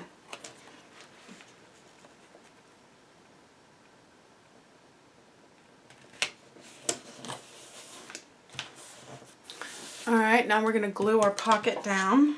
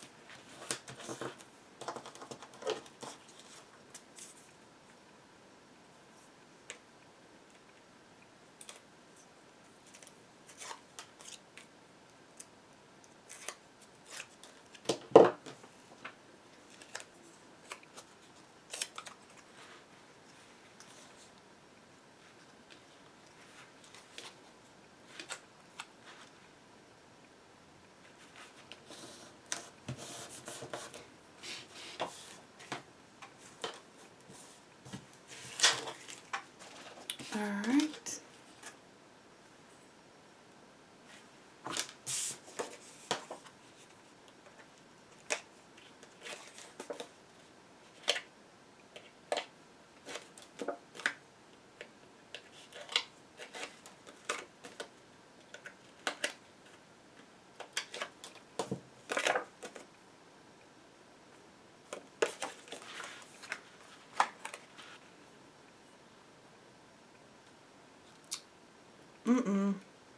I didn't round those corners. Let me round the top 2 corners. Yeah, they're gonna need to be rounded. I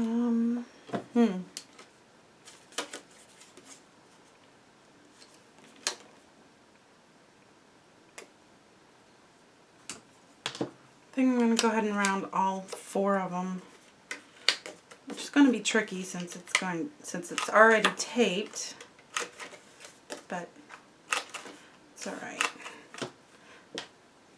Then I'll just get the that was easy. All right, so I rounded those corners, and then I'm gonna ink the corner pieces. There we go.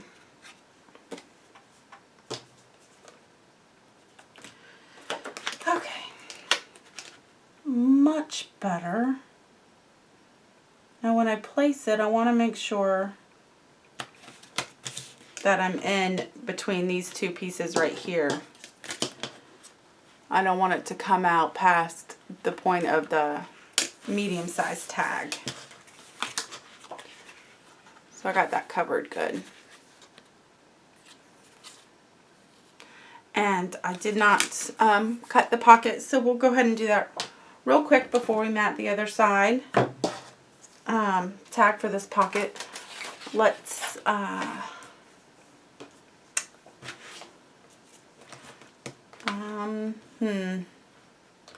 maybe we'll do 3.5 by, we'll do 3.5 by 3.5. Let's see how that looks.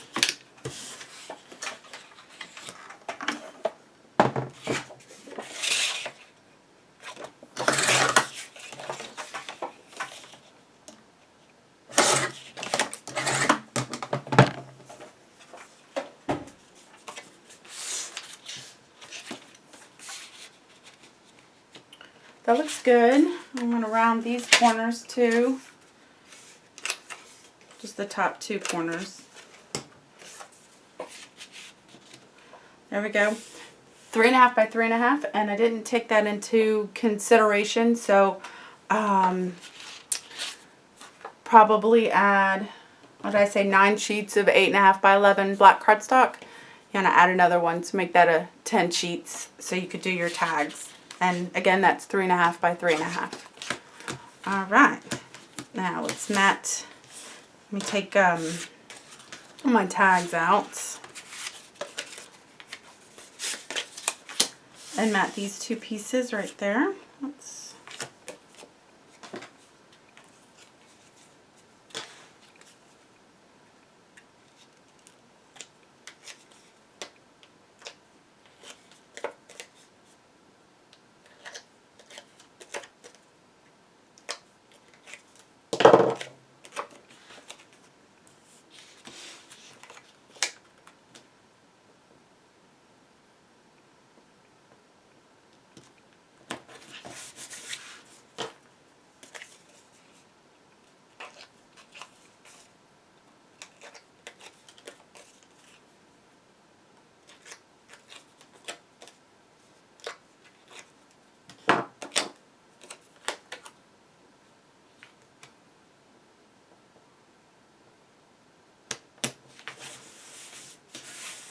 those look good.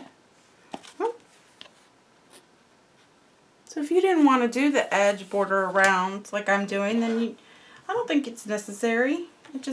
I like it. That's all.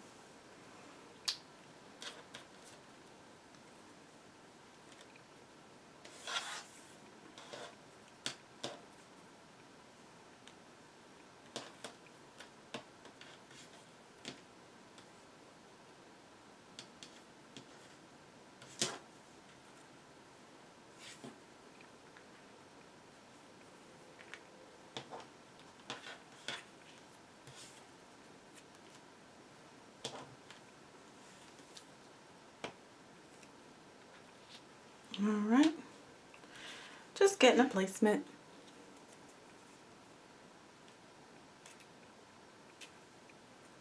Okay, I'm going to go ahead and use my tweezers. That seemed to work a little bit better.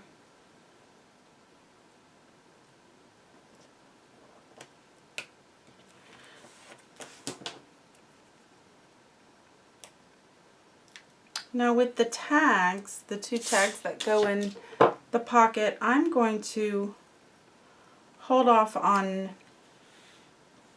matting those. I might not mat them. I'm going to mat all my tags, my pages first, and then and if I have enough leftovers, then I'm going to mat those little tags. Or I might just mat them with little pieces, maybe a strip across the top or something. And just use my scraps on it.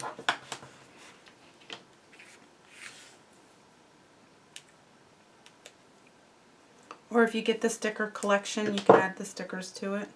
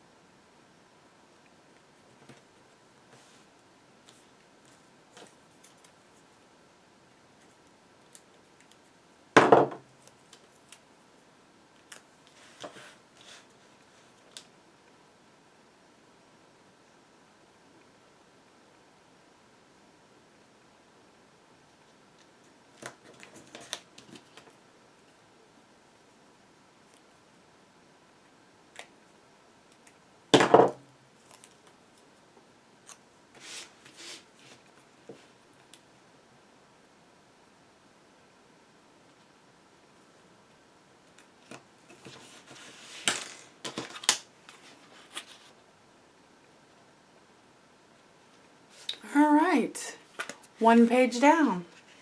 The second page,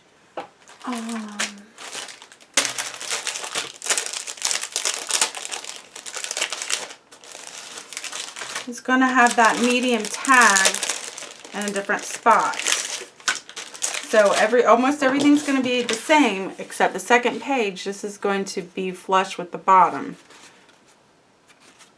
So that's how you're going to attach it, is on the bottom. So when the second page is right there, we'll have the tag, one tag on top and one tag on the bottom. That's the only difference between the pages. The match, you just swap them. So this one will go down this one will go on the top. So that's the only difference. So I'm going to work on the pages, and when I come back, we will attach all the pages and then get it in the cover. Alright. Okay, I am done putting all my pages in.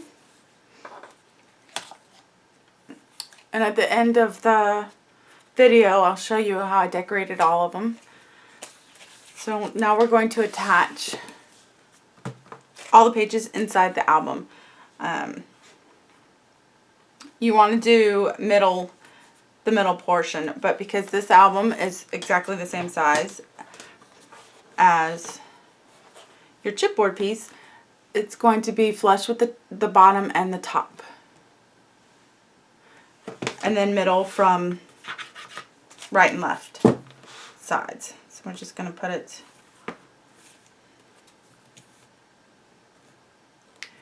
touch right in the center. And that's going to be roughly about a 1/4 to 3/8 inches in. So you don't have to be exact. You just want to be close to. And then this paper actually kind of has a line to follow, so I don't have to mark. But if you didn't use this papers with lines, then I would mark about a 1/4 of an inch, 1/4 inch in. And I'm just taking off the tape backing. And you can mark lightly with a pencil to give you a line to follow. I'm going to turn it sideways to get a little bit better view.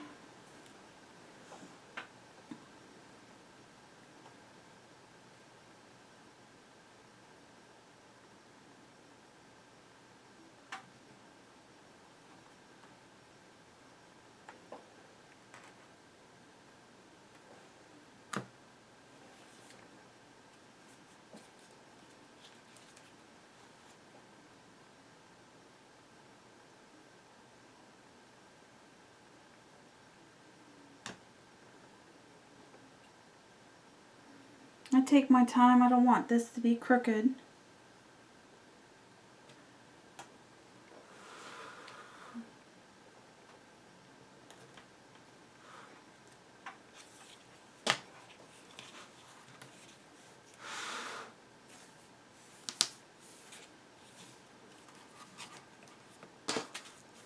Just making sure it's straight before I get it all stuck, really stuck down. I have a little more room in the back than I do the front, but that doesn't bother me. So I'm just going to stick it down, hold it, and then between each page run my foam folder to get a good stick.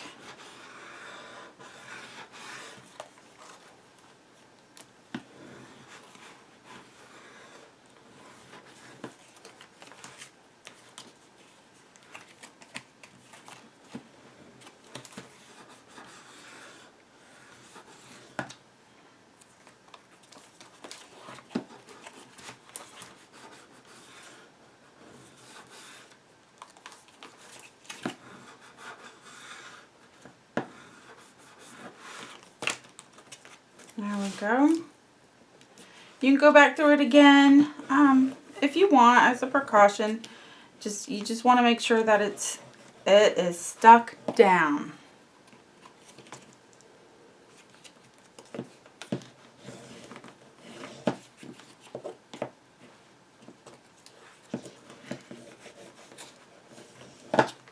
All right. There we go.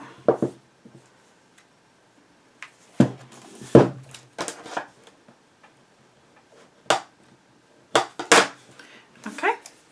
So there's our album. Now we're going to work on the inside covers. We're going to make pockets, but they're going to be just a different size than these two, so we can stick tags in them. Let me get some black paper.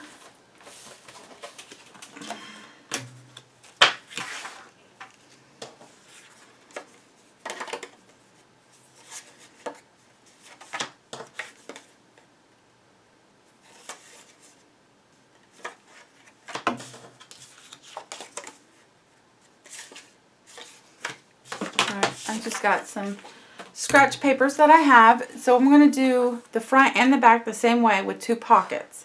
So these pockets, I'm going to want 3 7/8 by 3 inches. And I'm going to need 4 of them.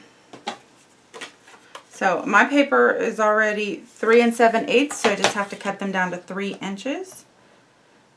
I'm only doing 2 for the front. To show you, but again, you're going to want 4, and that is 3 7/8 by 3 inches.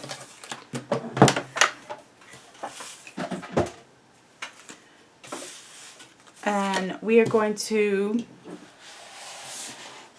punch the corners.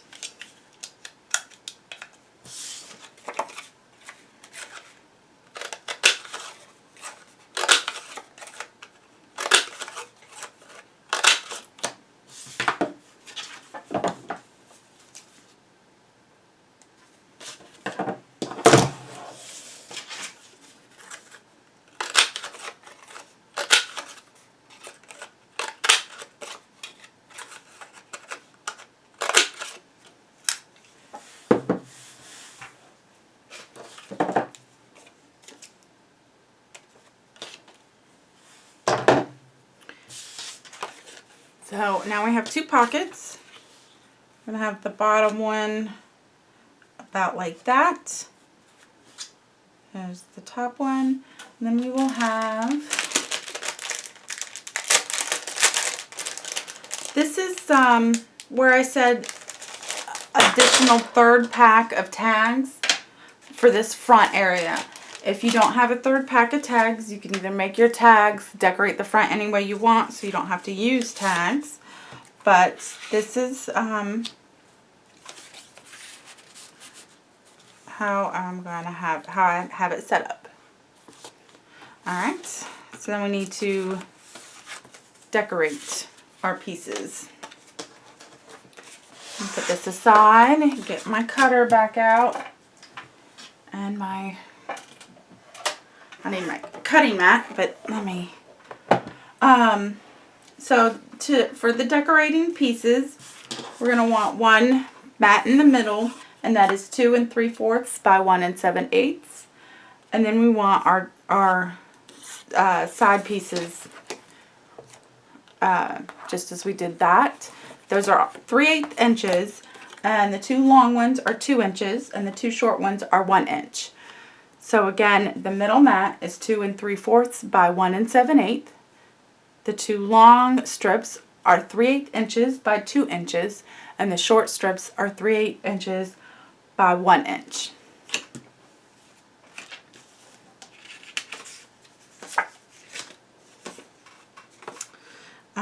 So I said,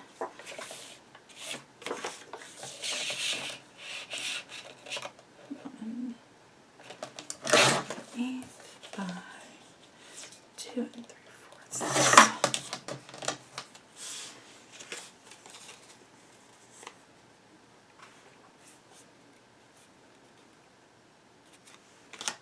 Okay, let's do one more.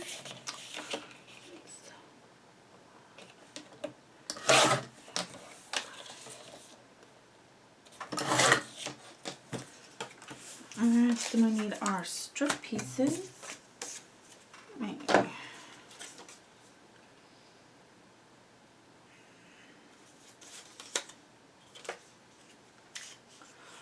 Let me get my cutting mat. Be right back. Alright, for the next part, I'm going to cut my 3/8 inches first with my craft knife and my ruler, since it'll be easier.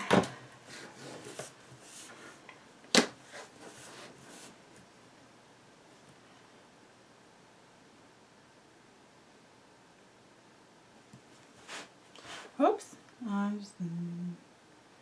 Try that again.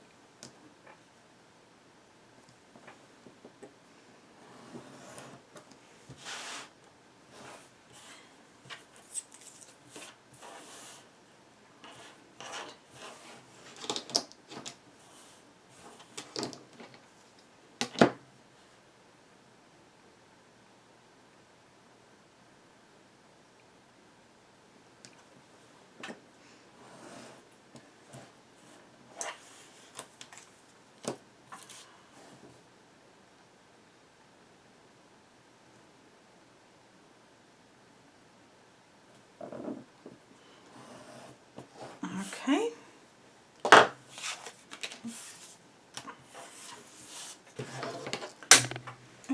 I'm going to get my cutter back out here.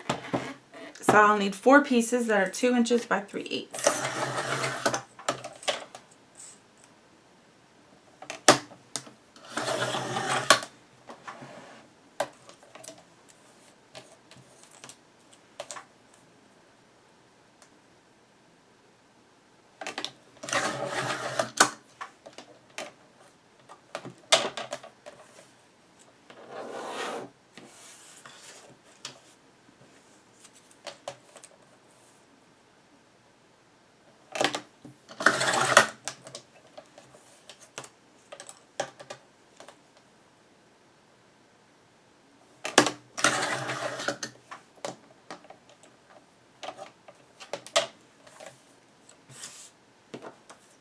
Alright, then I'm going to get my 1 inch by 3/8, and I need 4 of those.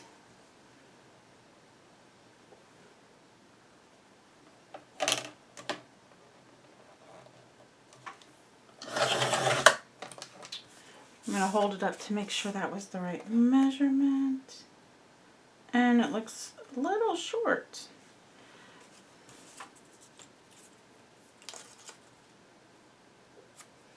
Alright, I'm going to check to see if that 1 inch is correct. Ooh,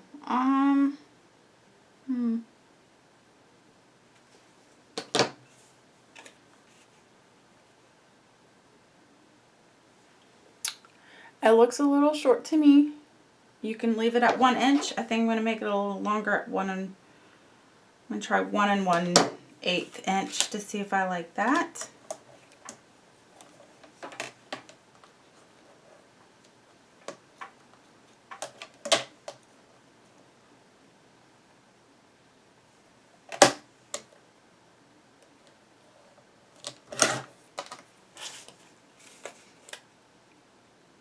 Yep, I like that better. So that is what I'm going to do.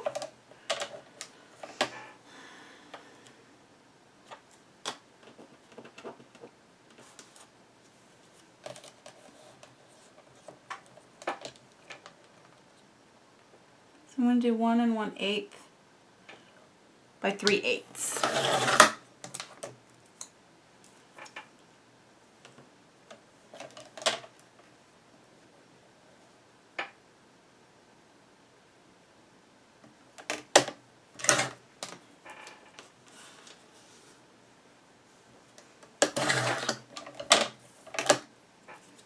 And I made another piece, so I'm going to go ahead and cut one off.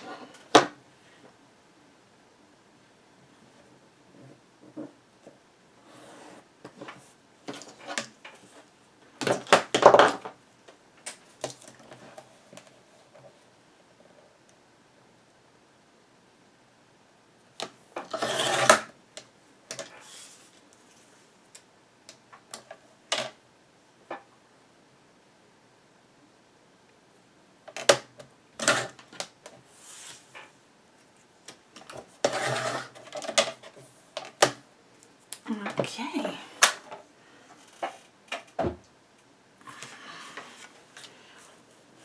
So I'll have that in the middle, top, bottom.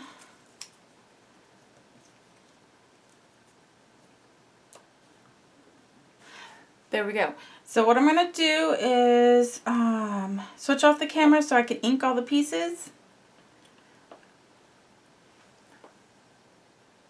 And then I'll turn it back on to attach. Alright, be right back. Okay, I'm back. I went ahead and inked all my mats and then added tape to the back.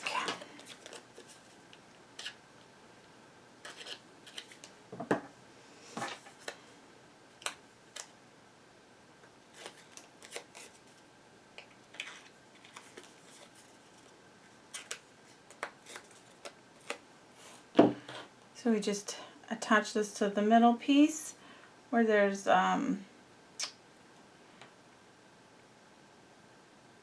even space all the way around.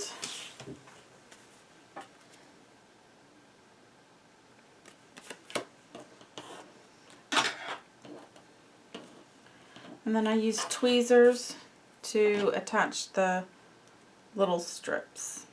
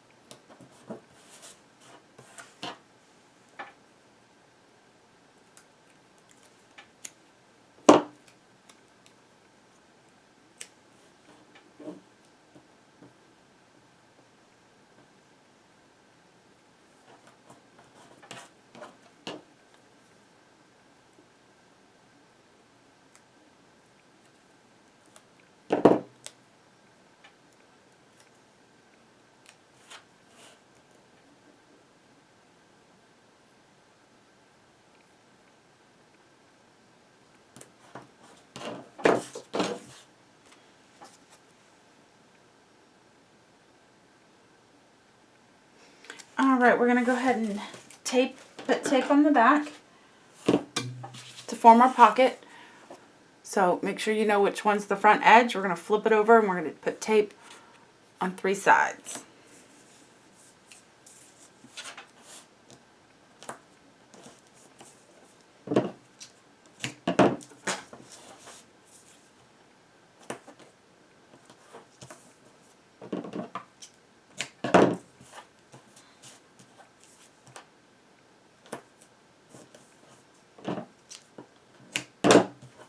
Okay, now that we got tape on our 3 sides,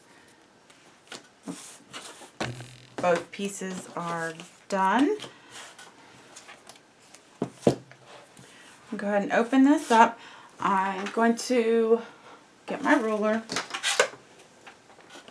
I do know I want it close to the bottom, so about, about 1/4 from the edge from the bottom.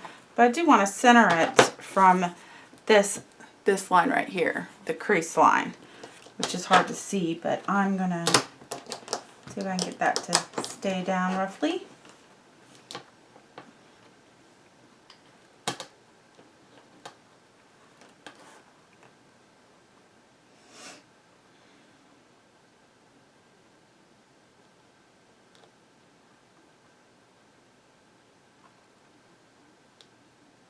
So the halfway mark is about 2 3/8.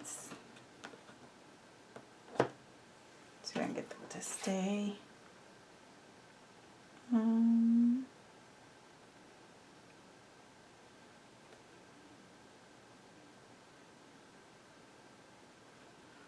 So that's about where the center is going to go. Just trying to find where that line is.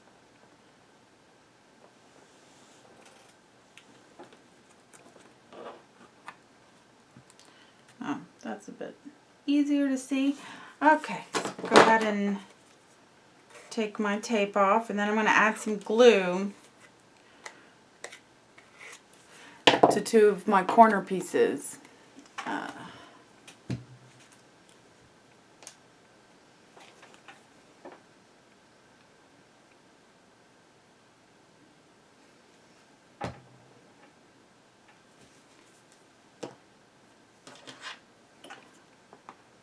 So again, that's about 1/4 of an inch up,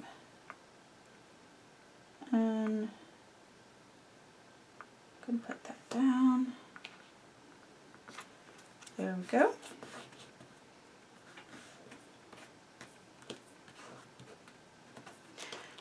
So to get an idea of where I want to put this one, I'm going to go ahead and put my tag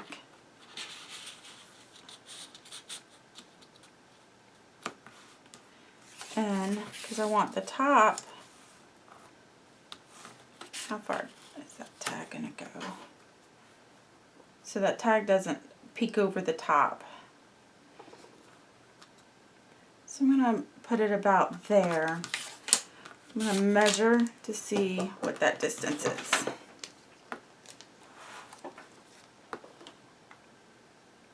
that's about 3/8 inches from the edge of this top one. So we're going to go ahead and attach.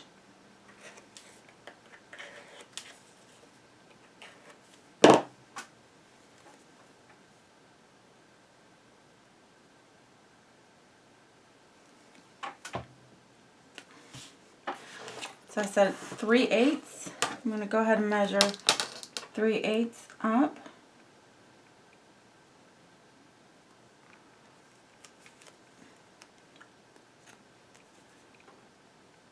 And then eyeball where, hopefully where the center point is.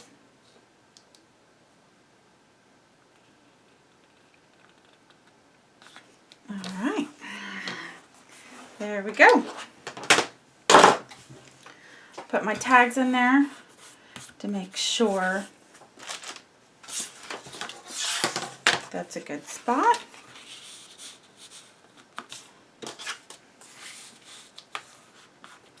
There we go. Looks good. So let me do a little bit of measuring for you.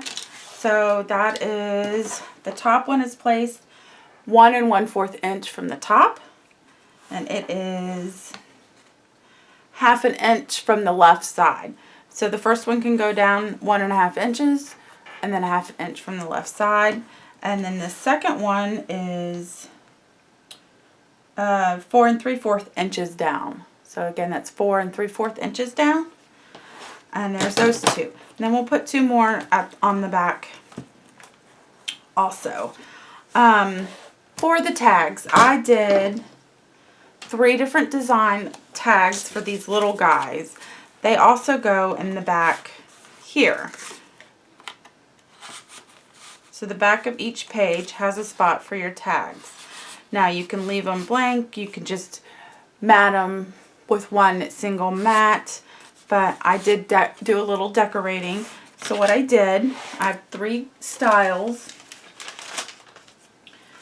I have one, and one of them is a real simple one. So the 3 styles is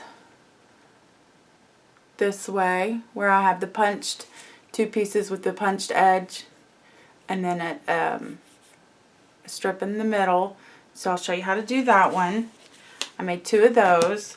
This one's real simple. This one has just 1 punched edge, a solid color piece. 2 of those for 2 pockets. And then this one is a layered tag. So we're going to make those 3 styles to go into our pockets.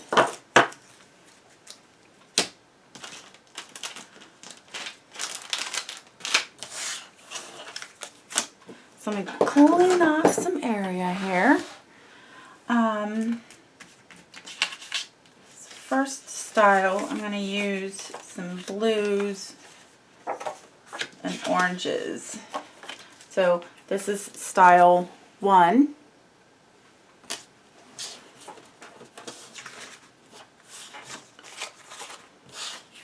Get my cutter up here. Alright, so style 1, the 2 pieces that have the punched edge is, I'm reading, 2.5 by 1 1/4. So again, 2.5 by 1 1/4, and then this middle strip right here is 2.5 by 1 3/4. So we're going to go ahead and cut, let's see, 2.5 by 1 1/4.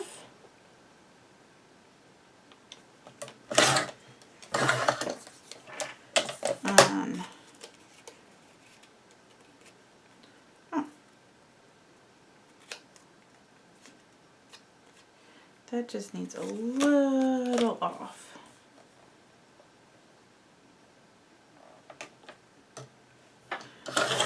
Alright. And then that middle piece is 2.5 by 1 3/4. So we're going to do 1 3/4 by 2.5. Okay, then we're going to go ahead and do that one more time. We're going to make 2 of these. One and can't see that 3/4 line. 1 3/4 by 2.5. And 2.5 by 1 1/4. Okay.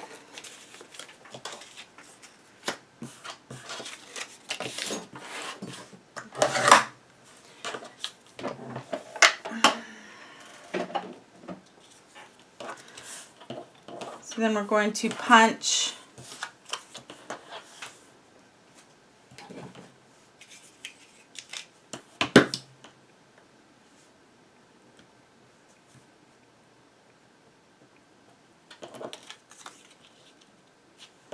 I'm just seeing if they matched up.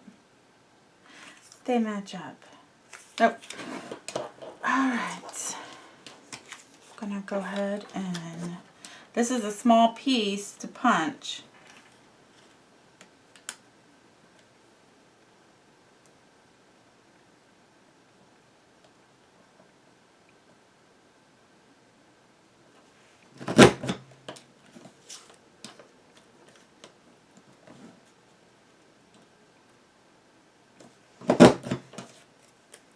Okay. And then I'm going to cut off that little nip on that side and that little nip on that side.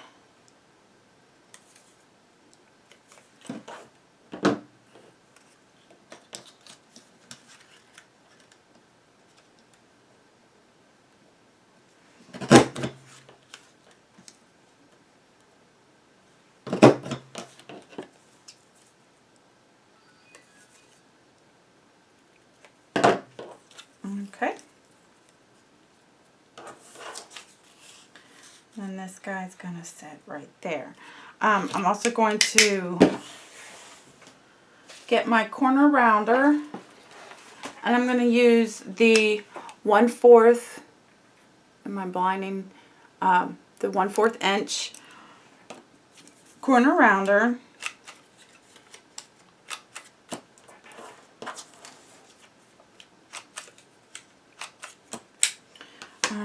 go ahead and ink these real quick.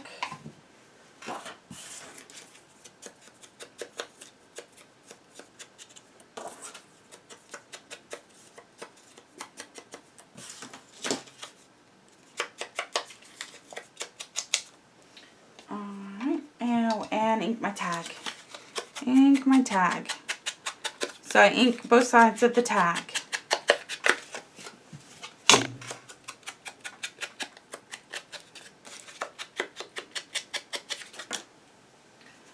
Okay.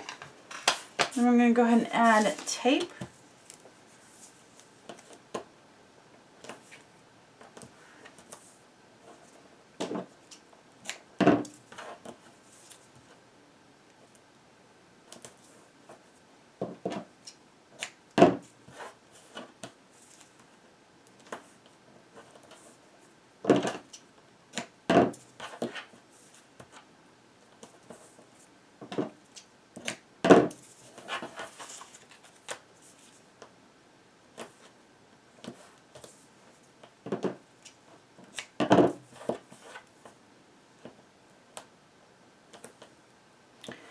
I do add tape, because these are curved pieces. I do go over the edge on one of them so I can get that full corner curve, because I don't want that curve to come up. You want to make sure these are really down when you attach them to the tag, so when they go, when you pull the tag in and out of that album, this paper is not going to get stuck to anything. So I do kind of go over the corner a little bit on the side that I can't see, so I can get that corner fully covered. Alright. So I know this goes on the bottom. So when I attach this centerpiece, just to get an idea of where it goes, I just roughly put them pieces together to get an idea where it's going to be, because there we go. Then I just mark it with a pencil. So I'm going to measure it for you. So you're going to place it about a 1/2 inch to 5/8 inches up. But if you're not sure, you can do what I did. Place it on there, because you want to make sure that it covers all of that. You don't want it to just only cover part of it.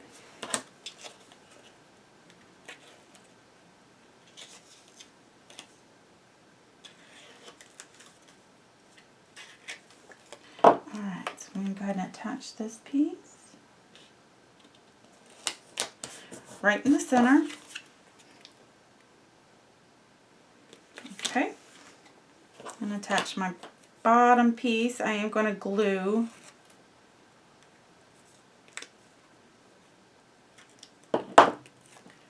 I'm going to add glue to my punched edge.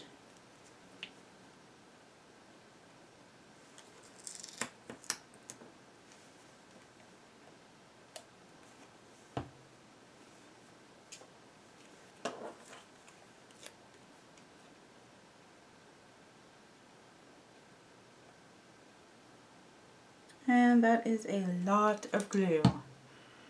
I'm going to run my finger to get some of that glue off. There we go. So glue the edge, the punched edge. And we're going to have the bottom piece flush with the bottom.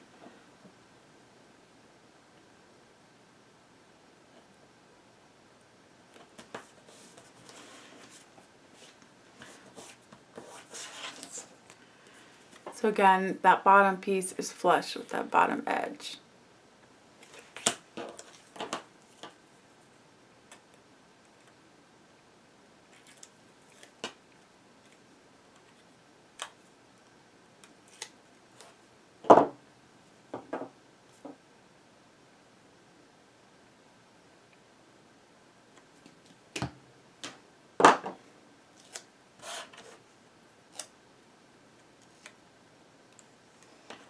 this one, we want to go, you have that metal ring right there. So we're going to go underneath that ring.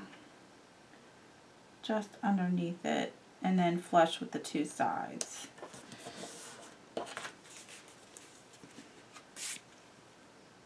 I did leave a little bit of space between the ring and the edge of the paper. But you can have it flush with it if you want. Alright, that's tag 1. I'll make my second one off camera. My tag 2 is this plain, just one piece with the punched edge.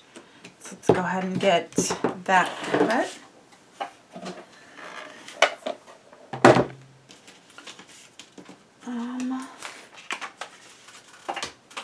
That piece is 2.5 inches by 2 3/4. So we're going to do 2.5 inches and then 2 3/4. Okay. 2.5 inches. That's perfect. By 2 3/4. That's already cut. Okay. And we're going to do punching the left edge. Of course, if you want to punch the right edge, you can. I'm punching the left edge. All right.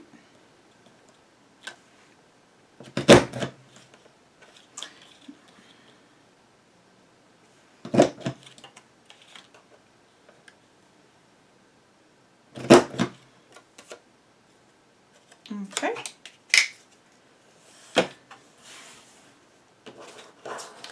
Then I cut off the extra little tabby thing. I'm going to go ahead and ink. Oh. Corner rounder, 1/4 inch corner rounder. Top and bottom on the right corners. So we punch the left edge with the edge puncher, and then the corner rounder goes onto the right 2 corners. So I'm inking that, and then going ahead and inking my tag.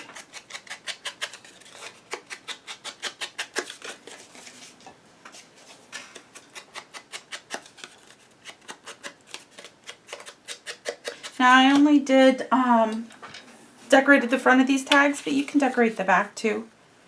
It's up to you. Okay, I'm going to add my tape.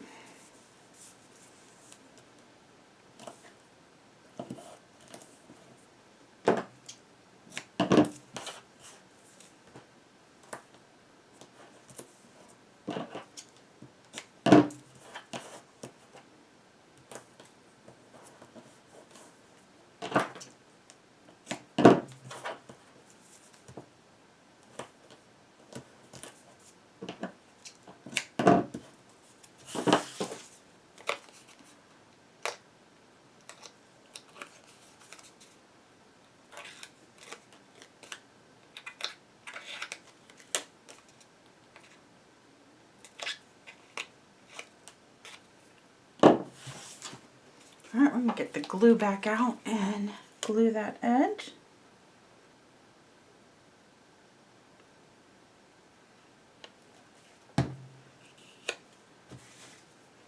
Alright, so we're going to want this flush with the right side, and we do want it underneath the metal enforcer that's on that tag.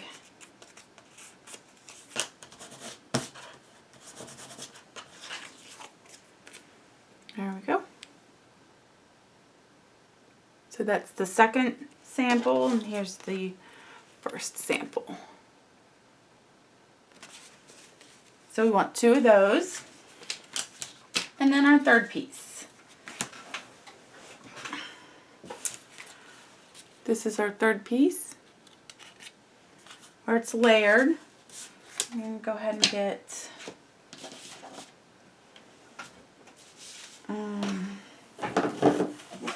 my cutter. Alright, that first layer,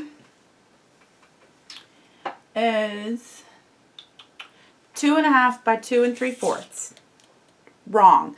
2 1/4 by 2 3/4. So again, it's 2 1/4. Let me double check that. That might be wrong. Let me look. Always measure. Nope, I'm right. 2 1/4. 2 1/4 by 2 3/4. 2 1/4 by 2 3/4. That second piece is 2 inches by 2 inches. So we got 2 inches by 2 inches. And then that third little piece is 3/4 by 3/4. And I'm going to use that with my cutting mat. My little cutter can go 3/4, but it's just kind of faster with this one. So we'll do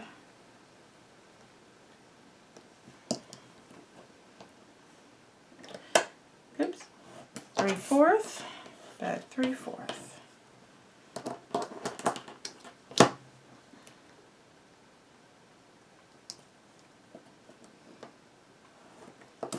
Okay.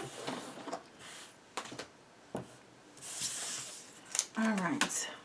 With the big piece, we're going to do 1/4 corner rounder on all 4 corners.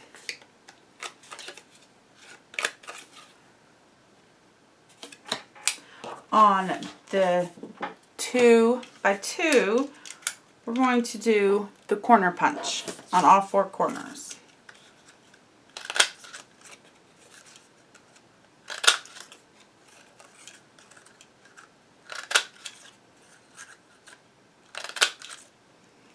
Okay. Now, if you made this a tidbit smaller, because right now it sits, you can get one of these. Right now it sits square in the middle, like that. But if you made this piece just a little bit smaller, you can make it a diamond. Actually, it might fit just like that. So you can cut it as a diamond shape if you want, or have that square. I'm going to have that square, but it is an option for you. So we're going to go ahead and ink all those pieces real quick.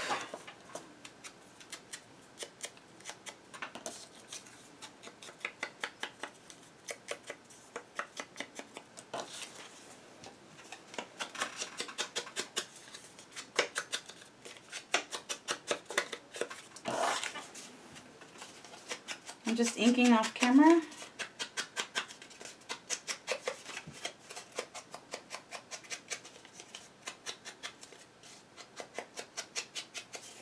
Okay. Let's get tape on our paper. And again, I overlap that corner piece.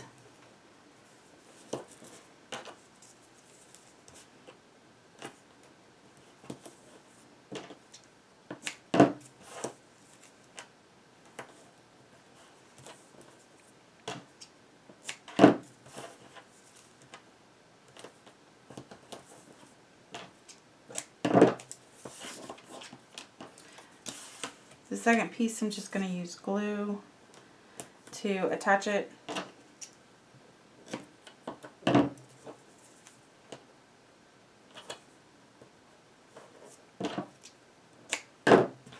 Alright.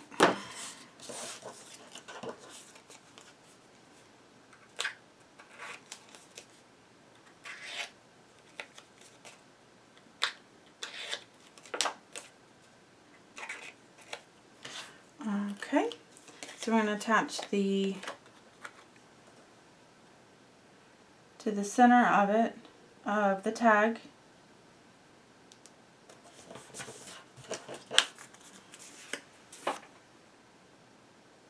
And that's about 1/8 of an inch border all the way around. Then I'm going to attach this second piece. Add my glue to the edges. And I'm going to add some to the middle. Okay. And I'm just going to eyeball it and attach it to the middle. So that is roughly 1/4 inch from both edges and a little more than 3/8 inches from the bottom.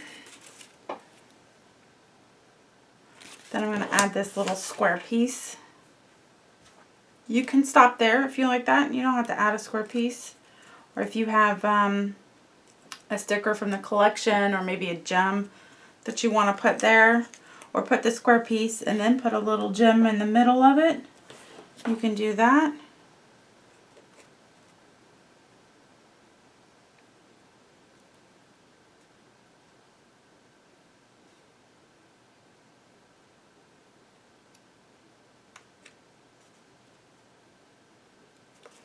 Sorry, I'm off camera. I was just trying to... It was a little hard to see that middle area to put that down. So there's that one. So you make 2 of those. And then that's for all the tags that go on the inside of the pages. So then you can choose whichever design that you like the best or mix and match and do them for the front and back cover. So I'm going to finish up my tags, the back cover, and then come back and show you all the pages. Alright, be right back. We have one more tag to mat that I forgot about.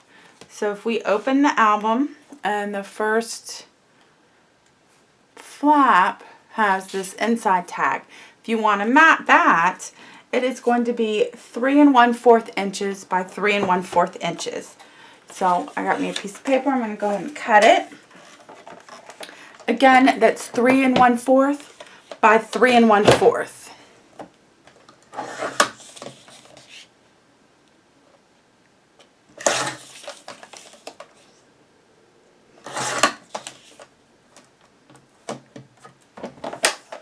And then we're going to, the top 2 corners, I'm going to use my corner rounder, but this time I'm going to use the 1/2 inch. And just on the top 2 corners for the mat. Perfect. I'm going to go ahead and ink those edges.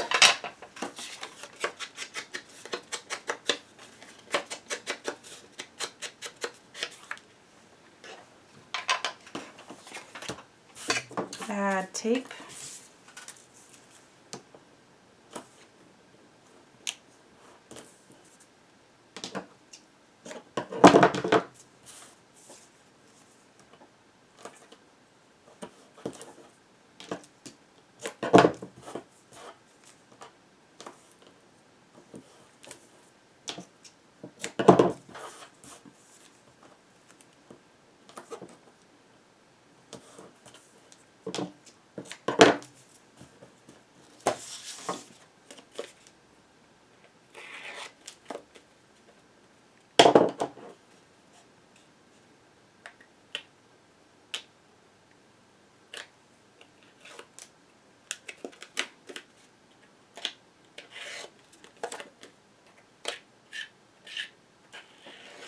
Just taking the tape backing off of the mat. Alright. Just going to center it on there. And all done.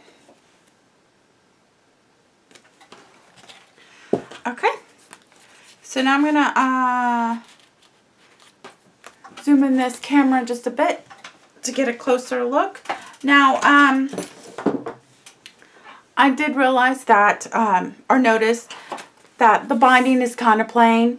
I thought it would be a good idea to do maybe 2-inch pieces and corner punch them like I did with the top and with that tag and put them right here. See how many I can get to get on there.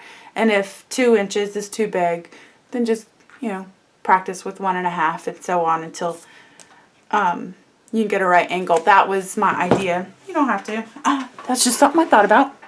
Let's see if I can get this to zoom in just a bit. And we're going to go ahead and look at all the pages to get an idea of how to mat them. So we have our first page, which we went through. I'm just going to go ahead and show all of them. And then our tags. Now again, I didn't make this into a pocket, but you can if you wanted to. And the next one is the bottom. So the first page has the medium tag on the top, and the second page has the medium tag on the bottom.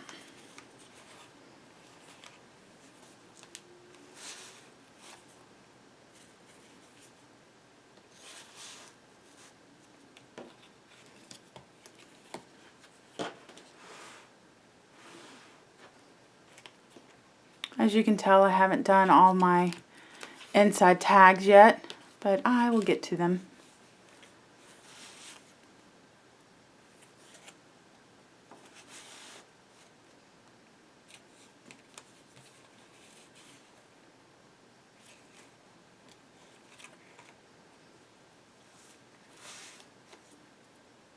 I did take advantage of that cut apart page. As you can tell, some of my pieces are from the cut apart, like this one and that page right there. So you can get a lot of pieces from the cut apart pages.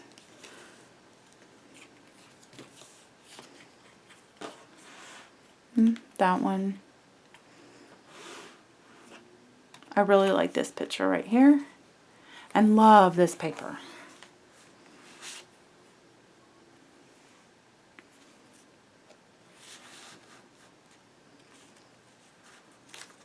And that is, I really like this house right here.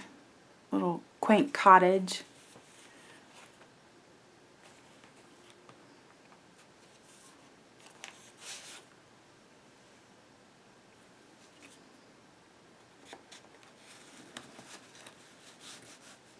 Now this spot looks kind of plain to me, so I'll probably maybe use a sticker from the collection or chipboard piece, or cut something out from the paper. Find something that's gonna go with that is a little plain. But that is the album. And there we go. For more tutorials and projects, go to my blog at www.webofcreativity.net. Thank you for watching.